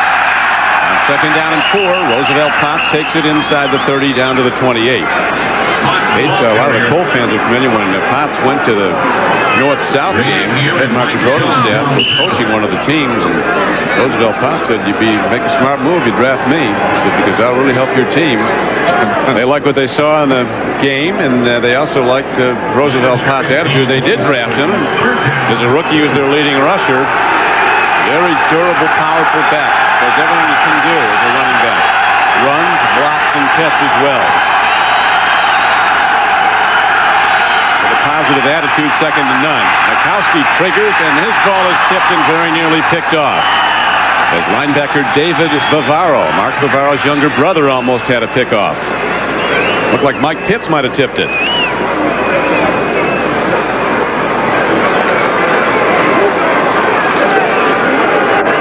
On the left side of your line, the right side of your pitcher, left side of the defensive line. There's Big Pitts. Give him a big left hand up to knock it down. Okay, now going into the wind. This is not long field goal range because of the wind, so on 4th down and 3, Majkowski will throw. Riggers it. Incomplete, and the Patriots take over. Colts unable to capitalize on Buchanan's second interception of this day for points. John Dawkins was the intended receiver.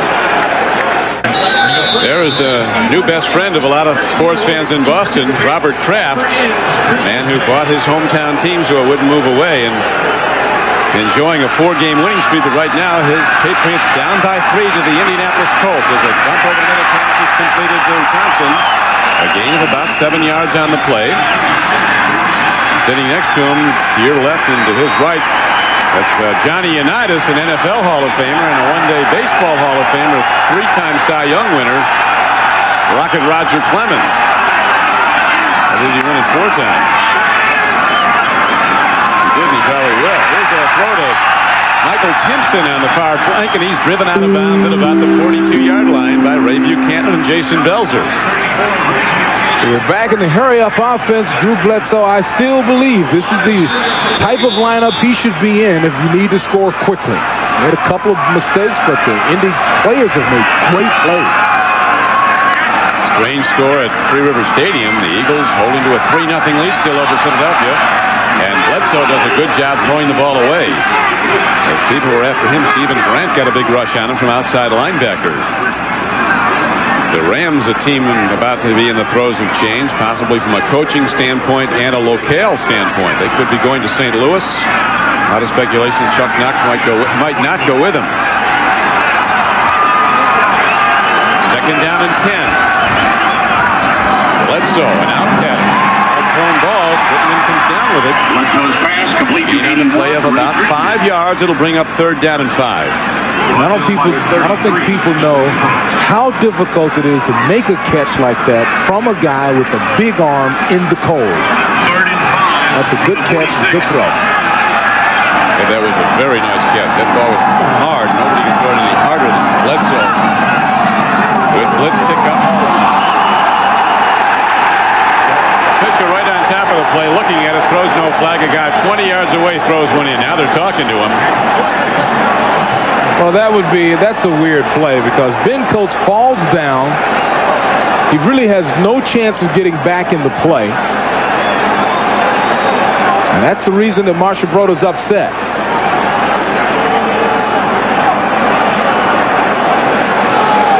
But, you know, it doesn't have to be a catchable ball with the new rules. I mean, if you make contact, it's contact. Look again. Ben Coates is lined up at the tight end position, comes off. Falls down.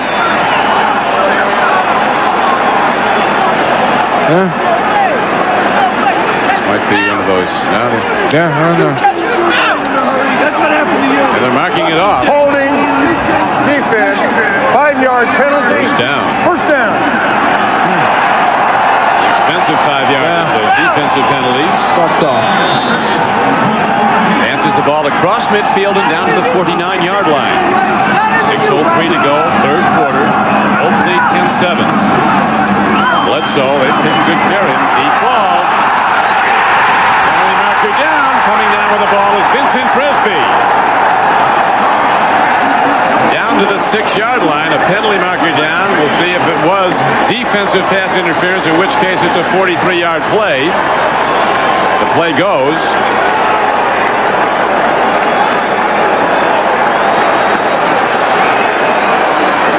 Indications are it's against the Colts, so the play will go. Couple of athletes down the sideline. Eugene Daniels sticking out the left arm to stop the forward movement of Vincent Frisbee. A clear-cut call, almost a touchdown. Defense. Number 39. Penalties decline. First down. Referee called the wrong numbers, number 38, but That's the person he's talking about, is Eugene Daniel. As Beasley is about to go by him, he sticks his arm out to stop his forward progress. And first down from the 6. Pitch back goes to Leroy Thompson. He scored the Patriots touchdown today on a reception. Good defense by the Colts. Shuts him down after a gain of maybe a yard. Quentin Poirier, the standout outside linebacker, number 55, made the stop. Number 2 pick in the draft when he came out of A&M, Texas A&M 3 years ago, after Hampton was the number 1 pick. Quentin Poirier, number 55, is one of the fastest linebackers in the league. Very difficult to fool him. He strings the blocker out, falls back inside. That makes it 2nd and goal. They spot the ball. There was no gain. Got to run again. Again, they shut it right down. Terrific play by Jeff Harrod, the middle linebacker, in by McCoy. Tony McCoy, the nose tackle, beat the block. Got an arm on him to slow him down. That brings up 3rd down. Tony McCoy is tough. May I make a play call here? Am I allowed? Ben Coates. You think Ben Coates? I think they're going to launch towards Ben. Coates is setting up tight end to the right. I think the Colts will put 1 million people. They do have a lot of guys who get off the line of scrimmage. He's doing well. There's a throw. You're right. Ben Coates. Thank you. Great call. There aren't enough people to stop Ben Coates. They put a linebacker and a safety there. And he still beat him. He's just too physical. There he is at the end of the line. They try their best to stop him right off the line of scrimmage. You've got Bledsoe looking for him coming inside. But he's so big, so strong, he simply easily drags them into the end zone. For the first time today, the Patriots have taken the lead. 14-10. We've got a long way to go, even in the 3rd quarter, where 4:21 remains to be played, and in the 4th quarter, the Colts will have the win. On the left side of your screen, number 59, Stephen Grant, does everything except for cheat to stop Ben Coates from coming off the line. He stabs him. Jason Belser, number 29, is standing there to stop him. He simply is unstoppable. Look at Belser dropping back to get underneath. Super throw. Bledsoe that time 5 of 6 for 69 yards in that drive. Bledsoe kind of calmly watches it all happen. And now, trouble with the kickoff. Humphrey runs it back and does very well to get to the ball on the field. Patriots have it.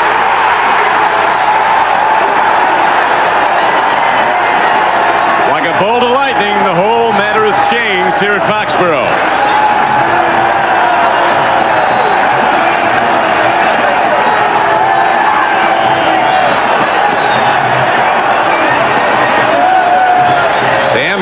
The man who literally with his blocking took All-Pro Junior Seau of the Chargers out of the game here a few weeks ago, recovers the fumble.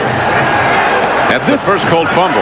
This is just hard hitting. I mean, Gash met him straight on. The result of the impact is an immediate fumble. Watch 33 come right in, right there. I mean, it stunned him to the point, it stunned Humphrey to the point where he just let his arms go limp. See, he's hurting. That was almost helmet to helmet. Almost knocked his earring out. 1st and 10, and the Patriots are working with the wind at their back again. Bledsoe dumps it over the middle. The big back Marion Butts, who's inside the 15-yard line and down to the 14. Poirier on the stop for the Colts. This is essentially a playoff game for both of these teams, and the mistakes are gigantic mistakes. And that was a major mistake to fumble. Neither can afford to lose and go to postseason. Neither can afford to lose at this point. I mean, there's mathematically the Patriots with a loss could still get in, but it's a long, long shot. And the Colts, if they go to 6 and 8, it's gone. Here is a handoff, and running wide is Butts, and again, good pursuit by the quick outside linebackers. Coming over to make the stop on Marion Butts was Tony Bennett, a defensive end, along with Harrod. The Colts have a football team. Boy, they run, they hit, they take on blockers, they are fast.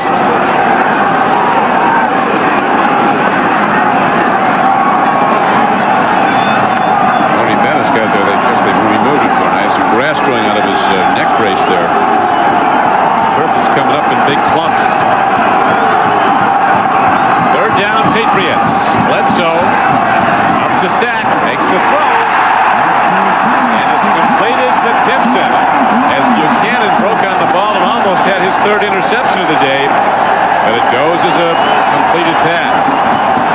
Timpson driving. It's a simple curl, but look at the turf coming out from underneath him. He's very lucky to keep his balance there. We've seen some great plays by wide receivers, great plays by defensive backs.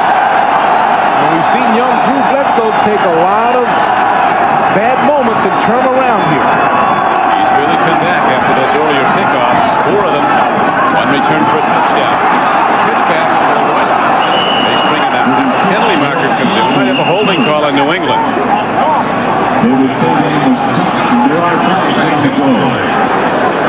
The umpire made the signal. That's almost always an offensive holding call, and it was. McCoy and David Tate with the tacklers. As Coach Parcells now sees it. Holding offense. Push back. Number 87. 10-yard penalty. Repeat first down. And Coates, he did something wrong. Well, that's hard to believe. That's news. See 87 kind of hugging, and then with the full flat body slam.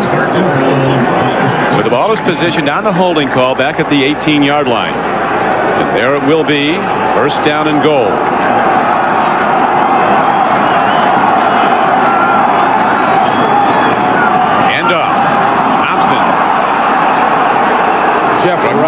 Harrod, the middle backer, and Bennett, the right end. Rod's been all over the place. He has been everywhere today. Jim Kelly having a good day. The Bears, who lost in the last seconds at Minnesota, apparently have come a cropper, getting blasted by the Packers. The Giants continue their playoff drive. Jerome Bettis has come to a screeching halt for the Rams. Whatever he was doing, every team in the league is now stopping it.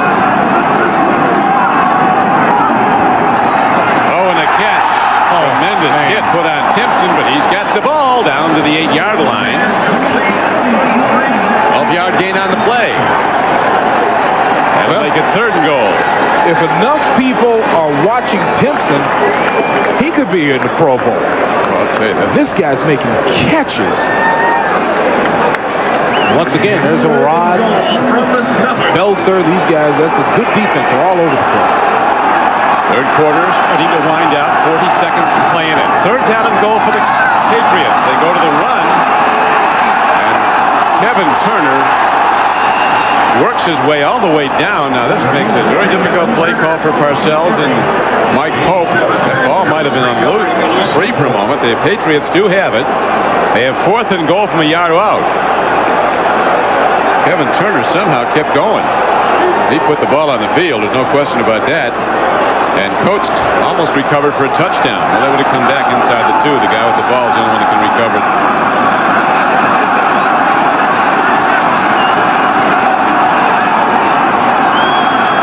But it looks like they're ruling that as a fumble. They've spotted it as a fumble. We'll see what the ruling is. The ruling on the play is a fumble and a legal recovery. The ball will be at the 1/2-yard line. Yard line. So the ball is out when his left knee hits the ground, and Ben Coates with a big play. The Patriots are going to take a timeout now to make this play count. Fourth down and goal from less than a yard away with 18 seconds to go in the third quarter. The Patriots have the ball a half-yard from the goal line. Breaking the huddle. It'll be a quarterback sneak by Bledsoe. High set. Butts is the second back. Butts is the man. He's in.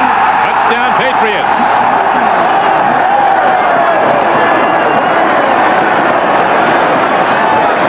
Boy, is this thing turned around. Quickly.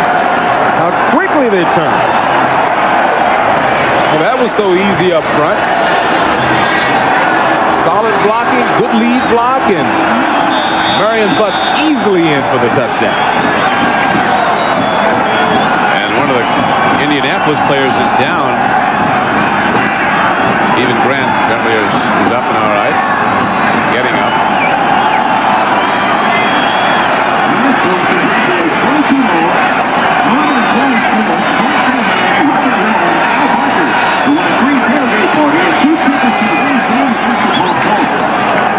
Yeah, looks like Stevens okay.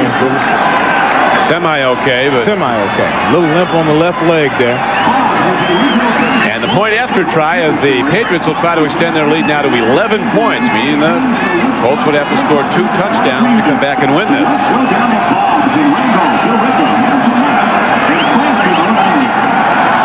Patriots capitalizing on the first turnover of the day by the Colts, the kickoff return fumble. And they take it in on the run from half a yard out by Marion Butts.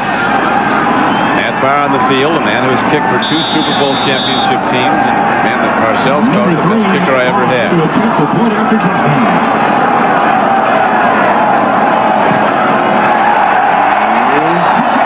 Drives it through, and the Patriots now have a commanding 21-10 lead with 16 seconds to go in the third quarter. We'll watch again as Marion Butts bangs it in.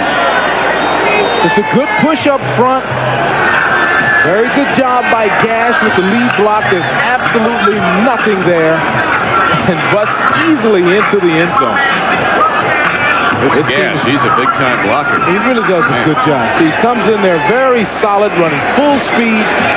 See, he flipped 54 Harrod. Harrod jumped in the air, and Gash caught him in the legs.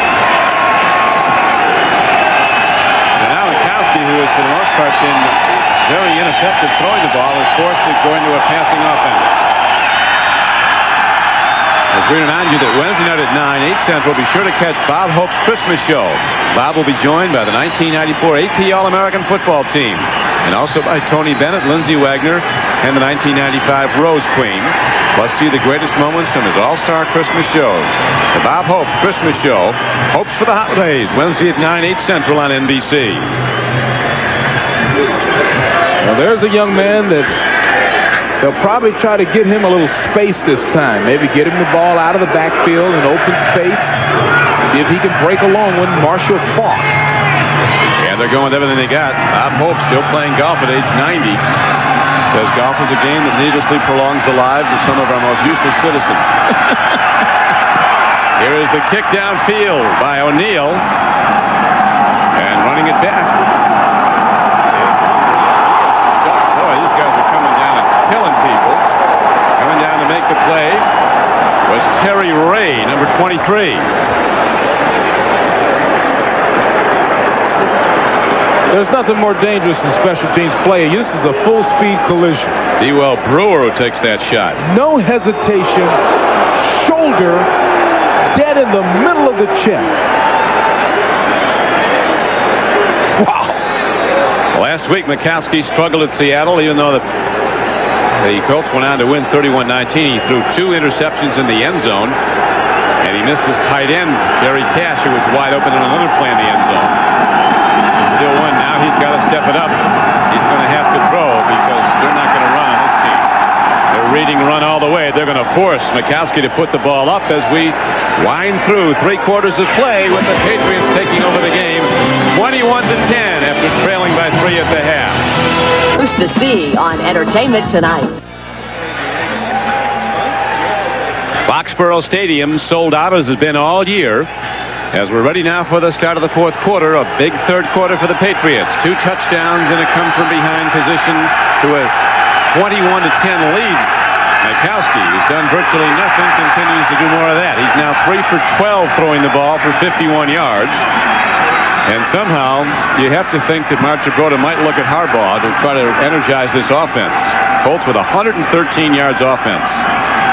Patriots with 315 yards worth of offense. So this game has dramatically spun around. There's Jim Harbaugh. Looked like he might be loosening up a little bit. He goes 3 and out in this series. I think Harbaugh will be in. Majkowski looks. Deep ball. Lamont Warren is there, and the ball is tipped away at the last second. Maurice Hurst tips it away. That's the second nice knockaway by Maurice Hurst in the game. And that's a good one because Lamont was behind him. Watch Maurice come off of the corner position, turns to look as he sees the receiver turn to look, reading the receiver's eyes and knocking it away at the last second. So Majkowski almost with his biggest throw of the day, but it's incomplete. He is now 3 for 13 throwing the ball for 51 yards. That won't get it done. Ron Stark hits a high punt. Back by the wind and carries down to the 33-yard line. Hard is Troy Brown. Finds a gap. He breaks it. One man to beat. Finally, Damon Watt gets him at the 29. Derwin Gray also on the stop. Watt slowed him down. A 44-yard punt, but the return was 38 yards. Have the Colts cashed in here, Beasley? Everything is working. I think more it's working for New England. Now, you can't tell when Parcells is happy. He can't tell when he's happy. You can't tell when he's happy. He's telling the guy, great run, and it looks like he wants to kill him. This is just a super effort. Good blocking. Everything's working for New England now. He's still yelling at somebody.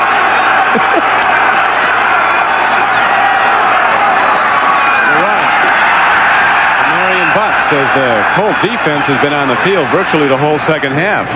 Yeah, that can really affect you, too. That can really affect you. You guys are tired. Vince Tobin has called every correct call. Buffalo is now losing, as you see, 18-17. Big day for Quad Reves. Strange score. Philadelphia with a 3-0 lead on the Steelers. If Buffalo should lose, Cleveland would be automatically in at this point of the play. Marion Butts runs the ball and takes it down to the 22-yard line with 13:48 to play. Stopped by Tony McCoy. Bernard Whittington on the tackle.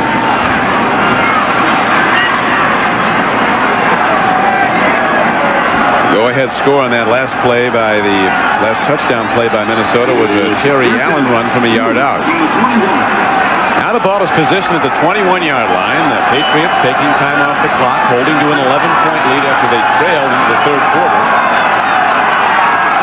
Running clock, going to a power set, no tight end, side set, one back. The run to Butts. To apparently first down position at the 17-yard line. This is the perfect offensive strategy. The idea is to try to conclude this game. You get you a big lead, you run the ball. If you can run it for first downs, you want to shorten the fourth quarter.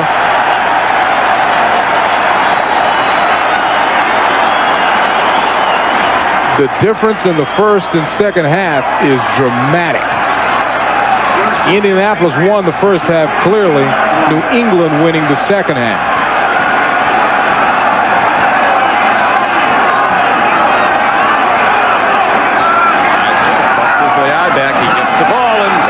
Right at the Colt defense on a first down carry. He is to the 16-yard line. Still a lot of time left if the Colts can get the ball back. 12 minutes and 20 seconds to play in the game. Total yards, an abomination from an Indianapolis standpoint. 113 is all. Butts, the big back who came in from San Diego in a trade that when the Patriots refused to meet the contract demands of a 1,000-yard rusher from a season ago. Leonard Russell is now at Denver. Back to Butts. More power football by the Patriots and down to the 13-yard line on a 2nd and 8 play. Got about 3. Patriots do a lot of scoring in the fourth quarter. It's been their best quarter by far. They've scored 86 points in the fourth quarter as compared to Indianapolis scoring just 60 in the fourth quarter. Yeah, the converse, the Colts have been disastrous scoring in the fourth quarter. They have been outscored 122 to 60 in the fourth quarter this year. Ed Marchibroda's team needing offense badly. His defense played admirably today.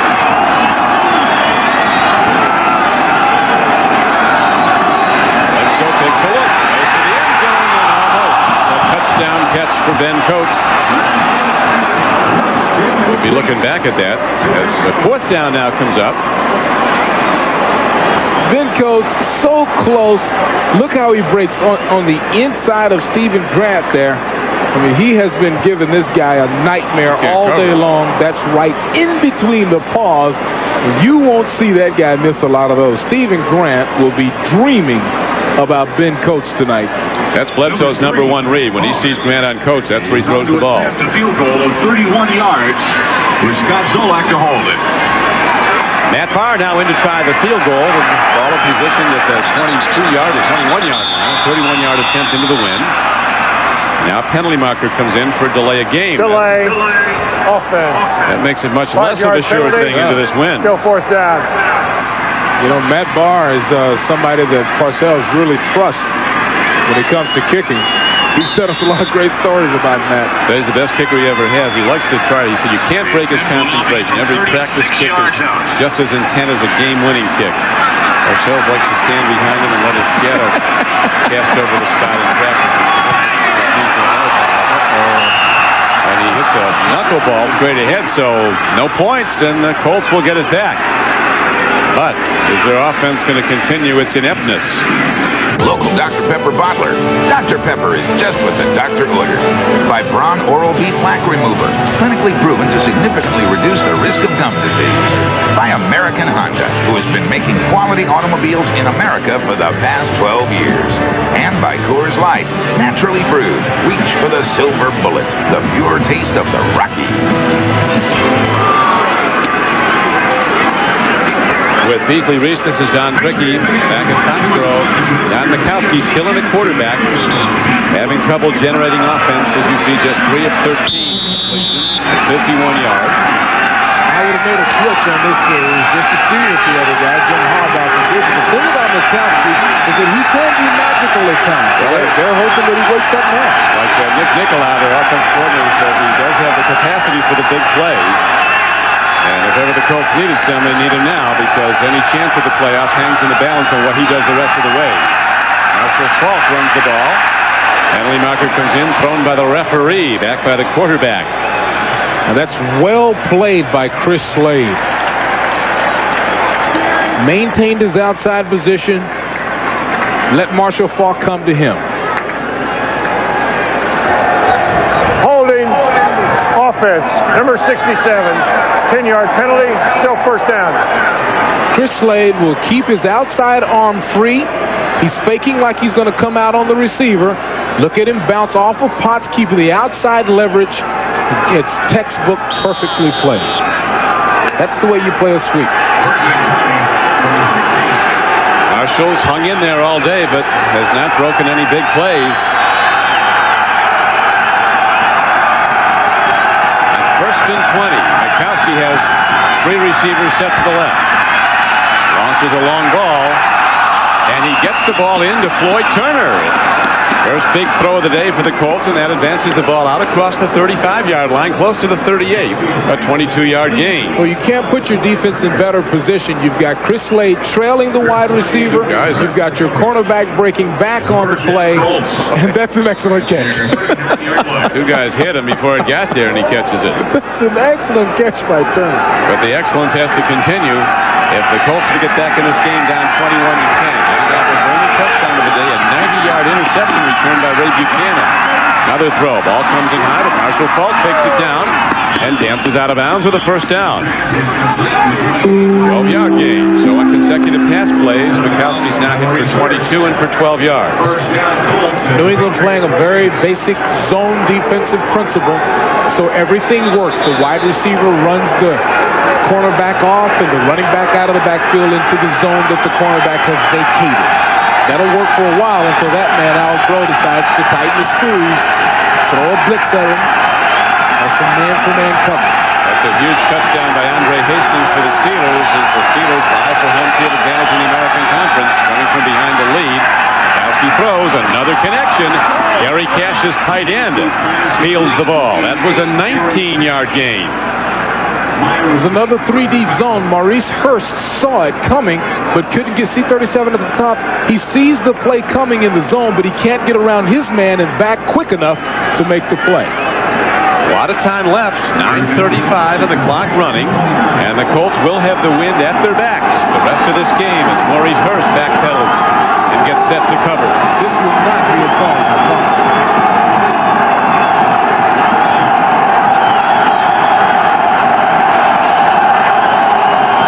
Jam the front. Blitz. Majkowski eludes it. Launches the ball downfield and has too much on it. Dawkins was in the area. And it'll be second down and 10. Majkowski doing well to elude the pass rush. They were really putting people on him. It's very good pressure. Wayne Saab, number 95, putting heat on him. Good job by Saab to rush him out of the pocket. 9:12 to go. There's Wayne Saab. They've got a lot of big outside linebackers that can pass rush. McGinnis, Saab, Chris Slade. All of them excellent pressure rushers. As now Majkowski pump fakes, takes a look, goes to the end zone. And screened away from the ball was Floyd Turner by Ricky Reynolds. Also a penalty marker down the line of scrimmage. Straight up man-for-man coverage that time. Ricky Reynolds in great position. Signals against the Colts.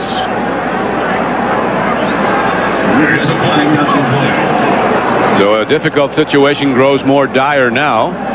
Parcells looking for an explanation as the Colts, instead of third down and 10, are going to be backed up on a penalty call against them. Mike Pitt says take it, mark it off. Somebody else is saying no. Illegal formation, offense, number 67, not on the line of scrimmage. Penalties decline, third down. They're going to, instead of giving him second and 15, they're going to give him third and 10. We saw the left tackle of New England with that call earlier. Bruce Armstrong, this time is Will Wolford, trying to get in position so that he can block the outside rusher. Four wide receivers, not many people in the block. Majkowski's vulnerable. Here comes the blitz. He gets it away, and it's incomplete. Delivering a throw that was close to a completion. Very good coverage by the Patriots. And then Majkowski is unloaded on as he releases the ball. And they're sending, they're sending Dean Biasucci out with all this wind behind him, down by 11 points. Try to cut it to 8. Terry Ray on the blitz that time. That's the reason Majkowski had to get rid of it so quickly. Real good call at the right time by Al Groh that time, the defensive coordinator of New England. The holder, Ron Stark, the punter, is a former athlete from Florida State. He can run and pass. He's got a hold, and Biasucci drives it through. It's the long field goal, and it's now a 21-13 game. Back at Foxborough, a field goal by Dean Biasucci has now cut the Patriots' lead to 21-13. Biasucci ready to kick off. From his 30, Roy Thompson and Ray Tritton in their back. Ted Marchipane and his Colts face literally the must-win situation. They're almost absolutely out of it if they lose today. They go to 6-8. It's home for the holidays for the Colts. They'll have their last two games at home. If they could ever pull this out, they'd be in the hunt. Patriots looking to extend their 4-game streak to 5 as the kickoff sails downfield to the 13-yard line to Thompson. He gets it out to the 32-yard line, and that's where Drew Bledsoe and the New England offense will go on offense. Let's take a look at the AFC playoff picture. Pittsburgh 10-3, and now they're up 14-3 over Philadelphia, so they'll go to 11-3. They'll be at home for a big game next week against the Browns at Three Rivers Stadium after Cleveland's dramatic win yesterday over Dallas. That was a devastating loss for Dallas, too, because it cost them home field. San Diego 9-4, but they have a brutal schedule. San Francisco today, and they play the Jets, and then they play Pittsburgh at home. Pittsburgh really in great position to have home field, and if they get it, I think they're going to play San Francisco in the Super Bowl. Here's a handoff straight ahead. Marion Butts takes it to the 33-yard line. That loss by Miami to Buffalo last Monday night was critical to the Dolphins' chances in the dream, really the crusade of Dan Marino and Don Shula to make it to the Super Bowl, make it back there. They were there together in '84. Miami's almost certainly a wild card team now. Yeah. They'll be a division champion, but they'll have to play a wild card game and almost certainly would have to play on the road to go to the Super Bowl. so badly to have home field because their home field, Joe Robbie Stadium, is the site of the next Super Bowl. Handoff goes to Marion Butts, who's across the 35 on a second down carry. The National Conference playoff picture. Tackled by San Francisco going a leg up on Dallas. And, of course, San Francisco has the tiebreaker, having defeated the Cowboys last month. San Francisco, a lot of projections that they'll play Dallas in the NFC title game. Minnesota's extended the lead over Buffalo now on a field goal to 21-17 with 2:38 to play. The end of an era might be at hand in Buffalo as the Bills would fall to 7-7 if they were beaten today. They're in the middle. It's incomplete. Stopping the clock with 7:30 to go on third down. And so let's see what the call is here. The Patriots say it was a drop ball. Colts are all saying it was a fumble and a recovery.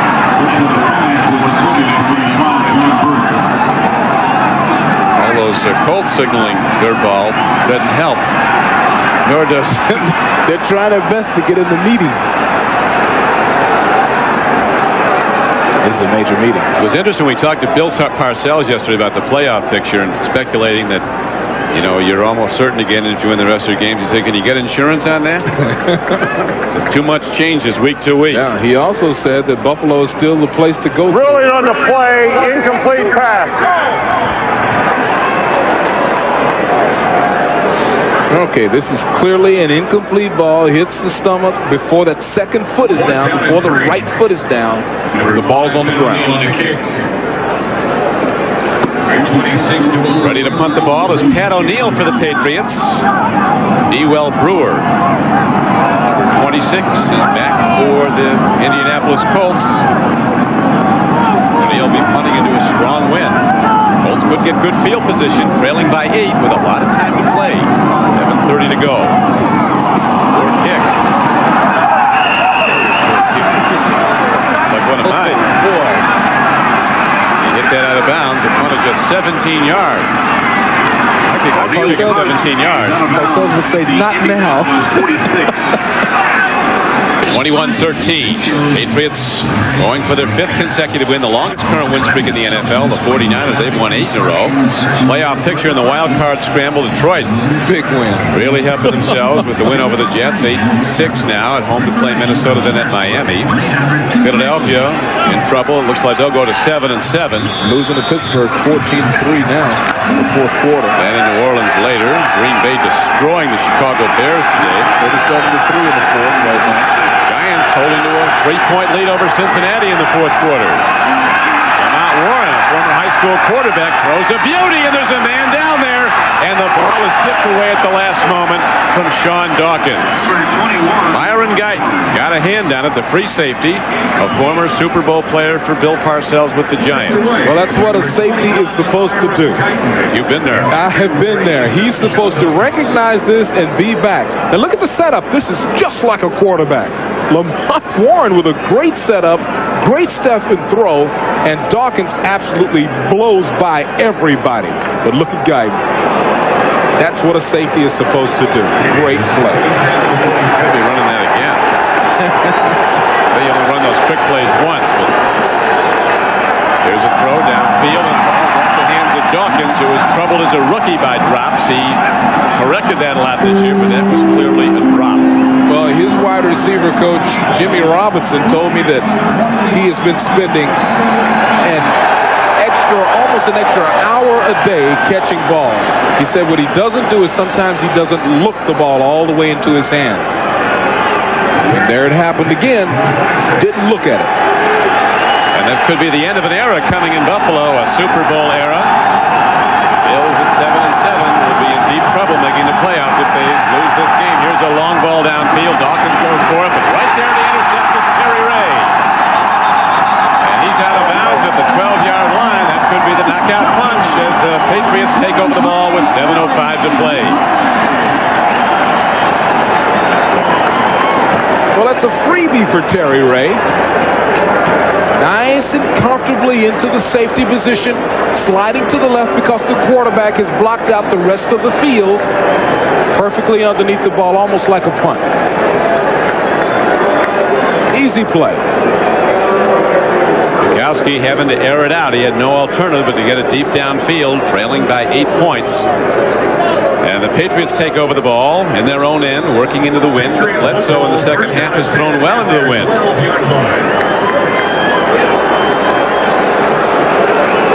Well, New England will try to shorten the football game. They'll try to make this 7 minutes blow by. No yardage, but the clock ticks on. Inside of 7 minutes to play. Patriots heading to Buffalo next week. And then heading to Chicago to conclude the season. There's a good chance they'll run the table. 7 straight wins to close the season and head to the playoffs. Buffalo will be down if they lose today because their chances are about over. Well, Parcells won't talk about it, but the organization has had to make several playoff moves. Now that graphic is a little against what has happened all season. Normally, if New England has 3 turnovers or more, they lose every game this season. Roy Thompson runs the ball this time for the Patriots and takes it across the 15-yard line out to the 17, where Jeff Herrod makes the stop. Ed Marchibroda, the veteran coach, a new management team. If he can bring his team to the playoffs this year, it's almost certainly an extension. What his future is with Indianapolis, there remains to be seen as the head coach, but he's a great football man. As he told us yesterday, we asked him how long he'd like to be in the business. He's been 38 years in the NFL. He said, I'd like to make it an even 50. A half century of playing and coaching, mostly coaching. Handoff goes. And the turn into upfield. That's what he wanted to do. Stay in to keep the clock running. There's still a lot of time left. The Patriots have to punt it. 5:36 to play. The Indianapolis offense has let this team down today. I mean, they have been totally inept. Got absolutely nothing out of the offense from Indianapolis. Majkowski has been erratic and ineffective. Ted Marchibroda did not elect to go to Jim Harbaugh for a change of pace. As a result, the defense, which played very well, has been on the field the entire second half. Just about all the time. They're exhausted. Neal punts into the wind. Hits it beautifully. What a rip. Ewell Brewer backpedals. It up. Punches the 40. And gets to the 45-yard line. So the Colts and Majkowski will come out firing again when we come back. Today's game against the Colts. Mass Point will give you a lift to Logan. Don Majkowski's the man now. This game's not over, but he has to deliver a touchdown along this drive. 4:50 to play. If the Marchibroda coach Colts can take it in and convert a 2-point conversion, they tie this game down by 8. Still a lot of time, and they have the wind as an ally. It's behind them as Majkowski throws and makes the connection to Sean Dawkins. Riding him down is defensive back Rod Smith. Good effort by Sean Dawkins that time. Now, after missing the last play, you know, he's going to really concentrate now. There's nothing better than dropping a ball to help a guy focus for the rest of the game. Matt Warren limps off. This drive may be more than for a game. It may be for a season for the Colts. They can never come back and somehow win this game. They'd be right in the hunt. Down by 8, though, the odds against them, and the Patriots throw back the run, but it's close to a first down. It'll bring up 3rd and less than a yard, as carrying on the play was Roosevelt Potts, stopped by Mike Jones. See the game clock now going down to 4 minutes, Beasley. Indianapolis has gotten very little from the running game. Roosevelt Potts, even the great Marshall Faulk had one good run, and it took a miracle 360-degree spinning move for him to get that good run on. And that was called back. Yeah, that unfortunate holding penalty negated that. Bill Parcells looking on, looking for a 5th straight victory for his Patriots. One of 3 active coaches to coach 2 Super Bowl winners. He had 2 with the Giants. The other 2 are Don Shula, who coached 2 Super Bowl wins with Miami, and Tom Flores, who had 2 with the Raiders. Marchibroda sees a first down signal, and Parcells doesn't like what he sees. Minnesota has defeated Buffalo 21-17 as there's a standing salute to that final score here at Foxborough. Could the king be dead, and could the new king be arising here in southeastern Massachusetts? As Majkowski drops to throw, takes a look, pump faking, loses the ball. It's a live ball on the field. The Colts have it at the 29-yard line. As is the case so often, a lumbering lineman hopes to pick it up and run to glory, but instead fumbles it right back. Will Wolford is the one who ends up with the ball. After all of that fumbling and dropping, look at the pressure coming from the backside here. Majkowski holding the ball with one hand, tries to pull it down, and then Chris Slade, who has been in and out of Parcells' doghouse, makes him fumble the ball. Aaron Jones tries to pick it up, and Aaron Jones never handles a football. Tries to pick it up and run with it, and the Colts get a break. They get a break, but 20 yards the wrong way. Now they have to go from their 30-yard line, 1st and 10. Still 3:36 to play, though. Down by 8. One of the big pass rushers for the Patriots sneaks in, ready to bust at Majkowski. Here comes the rush. Majkowski eludes the first line of pass pursuit and throws the ball away. He did well to do that. Now we swing back to NFL Live in New York. Here's Greg. All right, Don, Rich Stadium in Buffalo. Double loss for the Bills. They lose to Minnesota, and they lose quarterback Jim Kelly with 1.5 minutes to play in this game.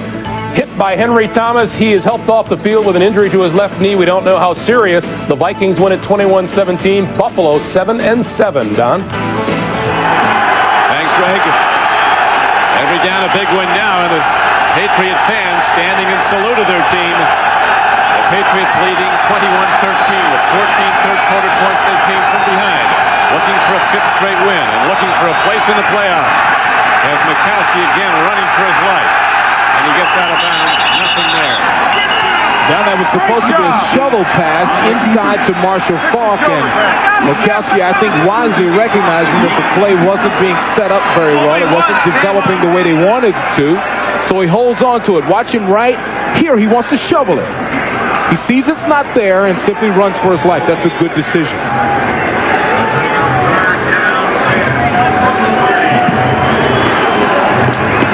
But it brings up 3rd down and 10. They, of course, will be going for it on both downs. They have no alternative with 3:25 to play at their 30. Dawkins comes wide to the right. He's been quiet. He's their best deep threat. Majkowski drops. Here comes the blitz. Vincent Brown, a sidearm throw intercepted. The ball's picked off by Harlan Barnett. He's not done. Harlan Barnett is all the way down inside the 20 to the 18-yard line. And the Patriots' playoff hopes continue to rocket. 22-yard return. Majkowski with really no time to do anything. They're just overrunning the Indianapolis pass blocking. Such an ill-advised throw. Majkowski in trouble from the start of this play.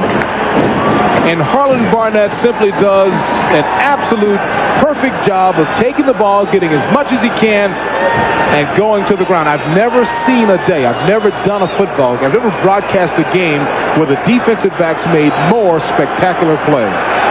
It really is. Both been sides a highlight of the reel. It has been absolutely excellent.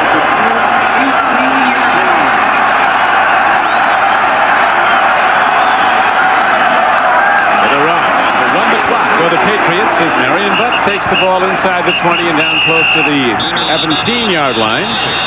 Stopped by Tony Bennett.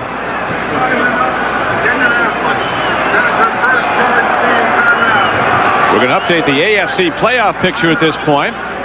The Pittsburgh Steelers,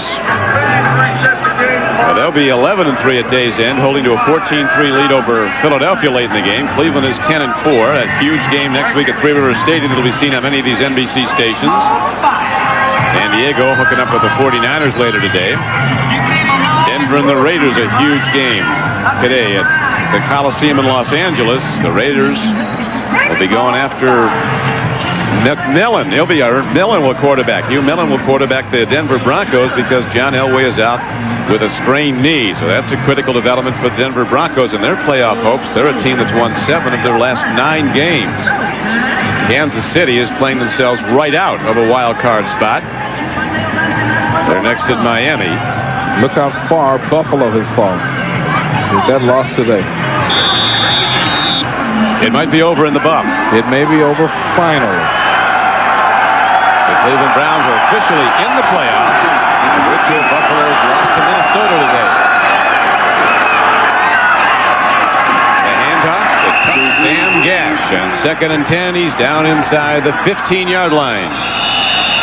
The game clock ticks inside the 3-minute mark. Coming up next, it's the most demanding physical test of endurance the human body can experience. It's the Gatorade Ironman Triathlon. The grueling day of competition features a 2.4-mile swim through open ocean water, a 112-mile bike voyage across simmering lava fields, and if that's not enough, a full 26.2-mile marathon to the finish. I don't even know that you can call this a sporting event. This is a life test. I ran 1/3 of a marathon one time. I swam 1/3 of a marathon. They pulled me out of the ocean. It was over. Yeah, I'll tell you, those currents off Hawaii are tough. Oh, it is grueling. I wasn't in Hawaii, but it's still, this is such a test. Strength, endurance, courage. And it's coming up next on NBC Sports, the Gatorade Ironman Triathlon. Bledsoe gets some counsel from the sidelines, now comes out to run the Patriot offense. And Majkowski on the sidelines for Indianapolis. He's been running for his life in the second half. This Patriot defense is very tough. 5-game win streak allowing less than 15 points a game to their opposition during that stretch. Bledsoe wants more. He threads it in. Gets the ball down to the 12-yard line. That's where the linesmen are coming in. It looks like they might have a first down. Vincent Brisby made a terrific catch. The unique quality about the great receivers and great quarterback combinations is you really don't have to be open. The defender can be all over you as long as he's got one side he can throw to. See, Buchanan's in good position here. This is really an exciting time for New England Patriot football. A year ago or 2 years ago, they weren't sure they were going to have their team here. All the threats of it moving to St. Louis. Now, the Patriots are locked into this community, and they look like the best team that the Patriots have fielded in 9 years. It's the 85 team that went to the Super Bowl only to be beaten badly by the Chicago Bears. Gash runs again. A lot of people talking about Bill Parcells as the greatest force to hit the New England sports area since Larry Bird came in 79. Well, his impact was immediate. Next Saturday at 3:30 Eastern Time on NBC Sports, it's a special afternoon of NFL action.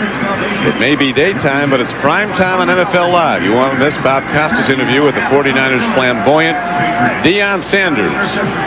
And then Sanders, Steve Young, Jerry Rice, and the explosive 49ers play host to the Denver Broncos, who hope to have John Elway back for that game, and the game crucial to the Broncos playoff hopes. That's Denver versus San Francisco next Saturday, with NFL Live kicking things off at the special time of 3:30 Eastern Time. 49ers, I'll tell you, if there's anybody that's ever played better offense than they're playing right now, I don't know who it is. They ran up 50 in beating Atlanta last week. They give Young any time. He just gets him in the end zone. Fourth straight year to win the passing title. Here's a throw to the end zone. Bledsoe put a little too much hop on the ball. Brisby made a diving attempt at it as we're down to the 2-minute warning. 2 minutes to go for Bill Parcells and his Patriots to close in the 5th straight win. We're back at Foxborough. The Patriots in command with the ball. 3rd down and goal from the 6-yard line. 2 minutes to play in the game. Bledsoe and the Patriots holding to a 21-13 lead on the Colts.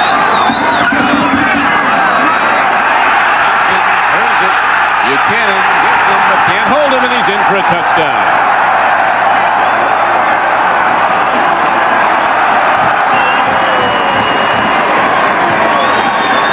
(27-13). As the man who knows how to win, Bill Parcells, has another winner here now in New England. This team gets in the playoffs, and the chances are good the rest of the way. No telling how far they'll go. This defense is so strong now. Well, they play great defense. They can run the ball. They can certainly throw the ball. They are, without question, well coached. Hits the extra point, and it's 28-13 Patriots. Bledsoe, 25 of 45 throwing the ball today for 276 yards. Just great blocking from start to finish. Pat Harlow, Todd Reece, and then there's nothing but an alley toward the right corner of the end zone because of the good blocking. And Leroy Thompson absolutely hits it. Look at Pat Harlow on the close down block number 77. Nothing but a wide open alley for Leroy Thompson. And his second touchdown of the day, you remember he caught the 9-yard touchdown pass. One of those two touchdown throws of Drew Bledsoe, who's also been intercepted 4 times today. Marcel loves the guy. Loves him on Sunday. 2 touchdowns today, 1 receiving and 1 rushing. A 10-6 finish is very, very realistic for this New England team. They'll be at Buffalo next week. The Bills lost today to fall to 7-7, and with it their playoff hopes fell almost completely out of any chance. Kelly went down with a knee injury. The Chicago Bears are in total disarray, having been embarrassed today by the Packers, 37-3 at last count. These fans haven't won a big game in so long that no one has left.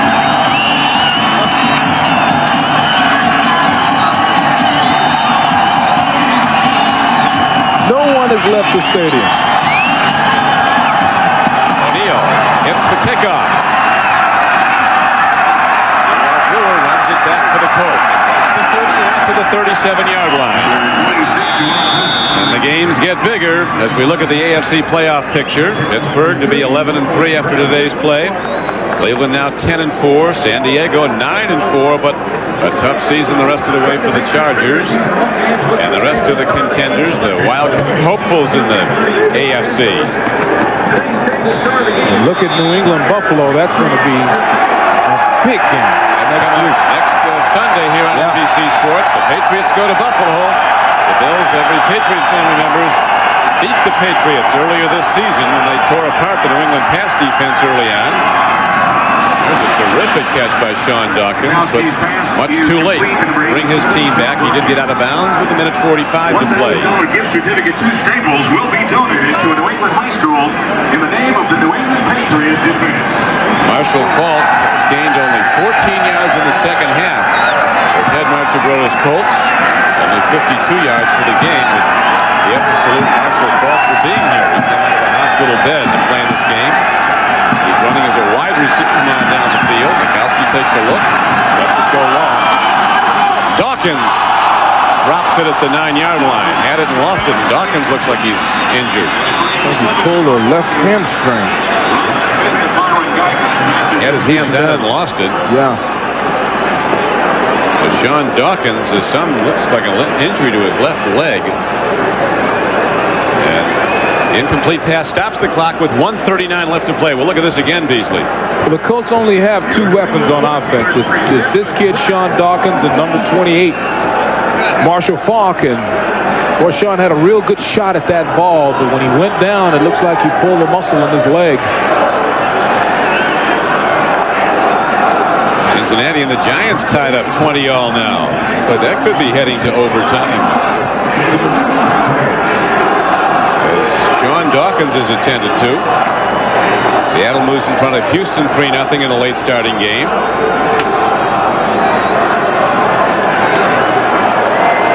Dawkins still down. He was injured diving for a deep pass as they check his left leg.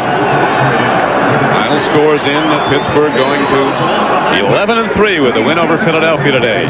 Right at the end of the play, I'm telling you, you don't see anything, but him grabbed the back of that leg. That's definitely looks like a hamstring. Yeah, it looks like a hamstring.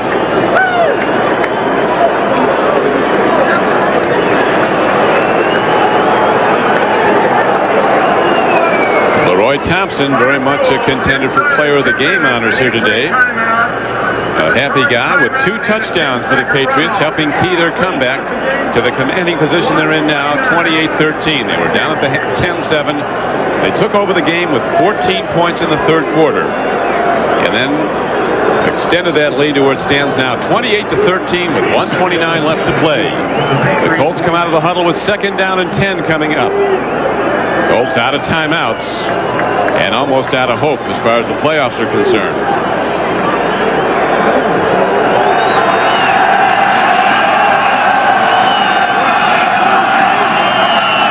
Officials are going to be sure we get this right. And now we're ready to play. Sean Dawkins goes off. He was limping, but he was on his feet. Good to see. With an apparent hamstring pull. Majkowski again, hoping, making a connection to Mark Jackson, the former Bronco and Giant. He gets out of bounds and stops the clock. And now we can tell you that the employee owners of Avis salute the game's MVP, Leroy Thompson of the New England Patriots, as the winner of today's We Try Harder award. Avis is the official rental car company of the National Football League. And goes back and forth with Coach Parcells all week, but delivers the goods on Sunday. Well, there's only one great statement a coach can say about you, and I like you on game day. That's what he says about Leroy. Majkowski stands in, steps up, fires on the run to an open man, and makes the connection down inside the 15-yard line. Colts will make it closer, but that 21-yard gain is a Floyd Turner. Game clock down to a minute to play now, and running. New England 28, Indianapolis 13. Throwing a catch. The ball came back to the ball and caught it at the 12-yard line. Patriots are playing a cover 2-man. That's two safeties taking half the field and everybody else man for man across the board. As a result, you've got linebackers on back, so most of the passes should go into the flat to Marshall Faulk. Colts out of timeouts. Majkowski looks. A tip ball. That will stop the clock with just 25 seconds left to play. And now let's check on progress around the league as we go back to Greg Gumbel in New York. Greg? All right, Don, at the Meadowlands, a pass interference call against the Bengals set up the Giants at the 3. Rodney Hampton from 3 yards out with 40 seconds to play. Just 3 seconds left in the game now. The Giants looking to run their winning streak to 4, leading the Bengals 27-20, Don. Giants, after that 7-game stretch where they couldn't win, all of a sudden they're right back in things. Good coaching. And Reece is a solid coach. Proven winner. Yep. A lot of teams would fall apart. He looks, he throws, and the ball intercepted. A penalty marker is down. Ball intercepted, and running it back was Terry Ray, number 23. With 17 seconds to play. We'll see what the penalty marker is. Holding against the defense, negates the interception. And the Colts will keep their offense on the field, albeit with just 17 seconds left to play. Number 59. 5-yard penalty from the previous spot. First down. Vincent Brown called for the hold.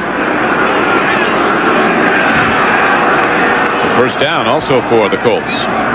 Left side of your screen, you see number 59 moving away and out of your screen right now. As the receiver tries to break back inside, Brown gives a little shot, just enough to throw the timing off, and that's the reason for the penalty. These Patriots get in, and their chances certainly escalated today of making the playoffs. This could be a real formidable team. They're good enough right now to beat anybody in the American Conference. Well, talking to Parcells about this team over the last 2 years, he told us in a meeting yesterday that now he can compete with anybody in his conference, and we can see it now. Well, this game draws to a conclusion. We remind you that one of the most demanding tests in all of sport, the Gatorade Ironman Triathlon, will be coming up next year on NBC. Off the coast of Hawaii, 2.4-mile swim in open ocean, 112-mile bike ride through simmering lava fields. You know what people won't believe is the sight of literally hundreds of athletes swimming. Yeah. Turning the water. Majkowski fires and it's tipped and incomplete with 13 seconds left to play. And what great games coming up on NBC Sports. Down the line next Saturday, Denver goes to Candlestick Park to play the 49ers. And on Sunday, these Patriots head into Buffalo to play the Bills, who were stunned today by Minnesota. And then next week it's the Steelers and the Browns. Locking up for what very well might decide the AFC Central title. Pittsburgh coming back to win today as the Giants came back to beat Cincinnati. And that could do it as the ball game is going to end on that play. Chris Slade getting to the quarterback. And a standing salute to Bill Parcells and his Patriots. Winners of 5 straight. They're now 8-6 with more good things to come. We'll be back in a moment.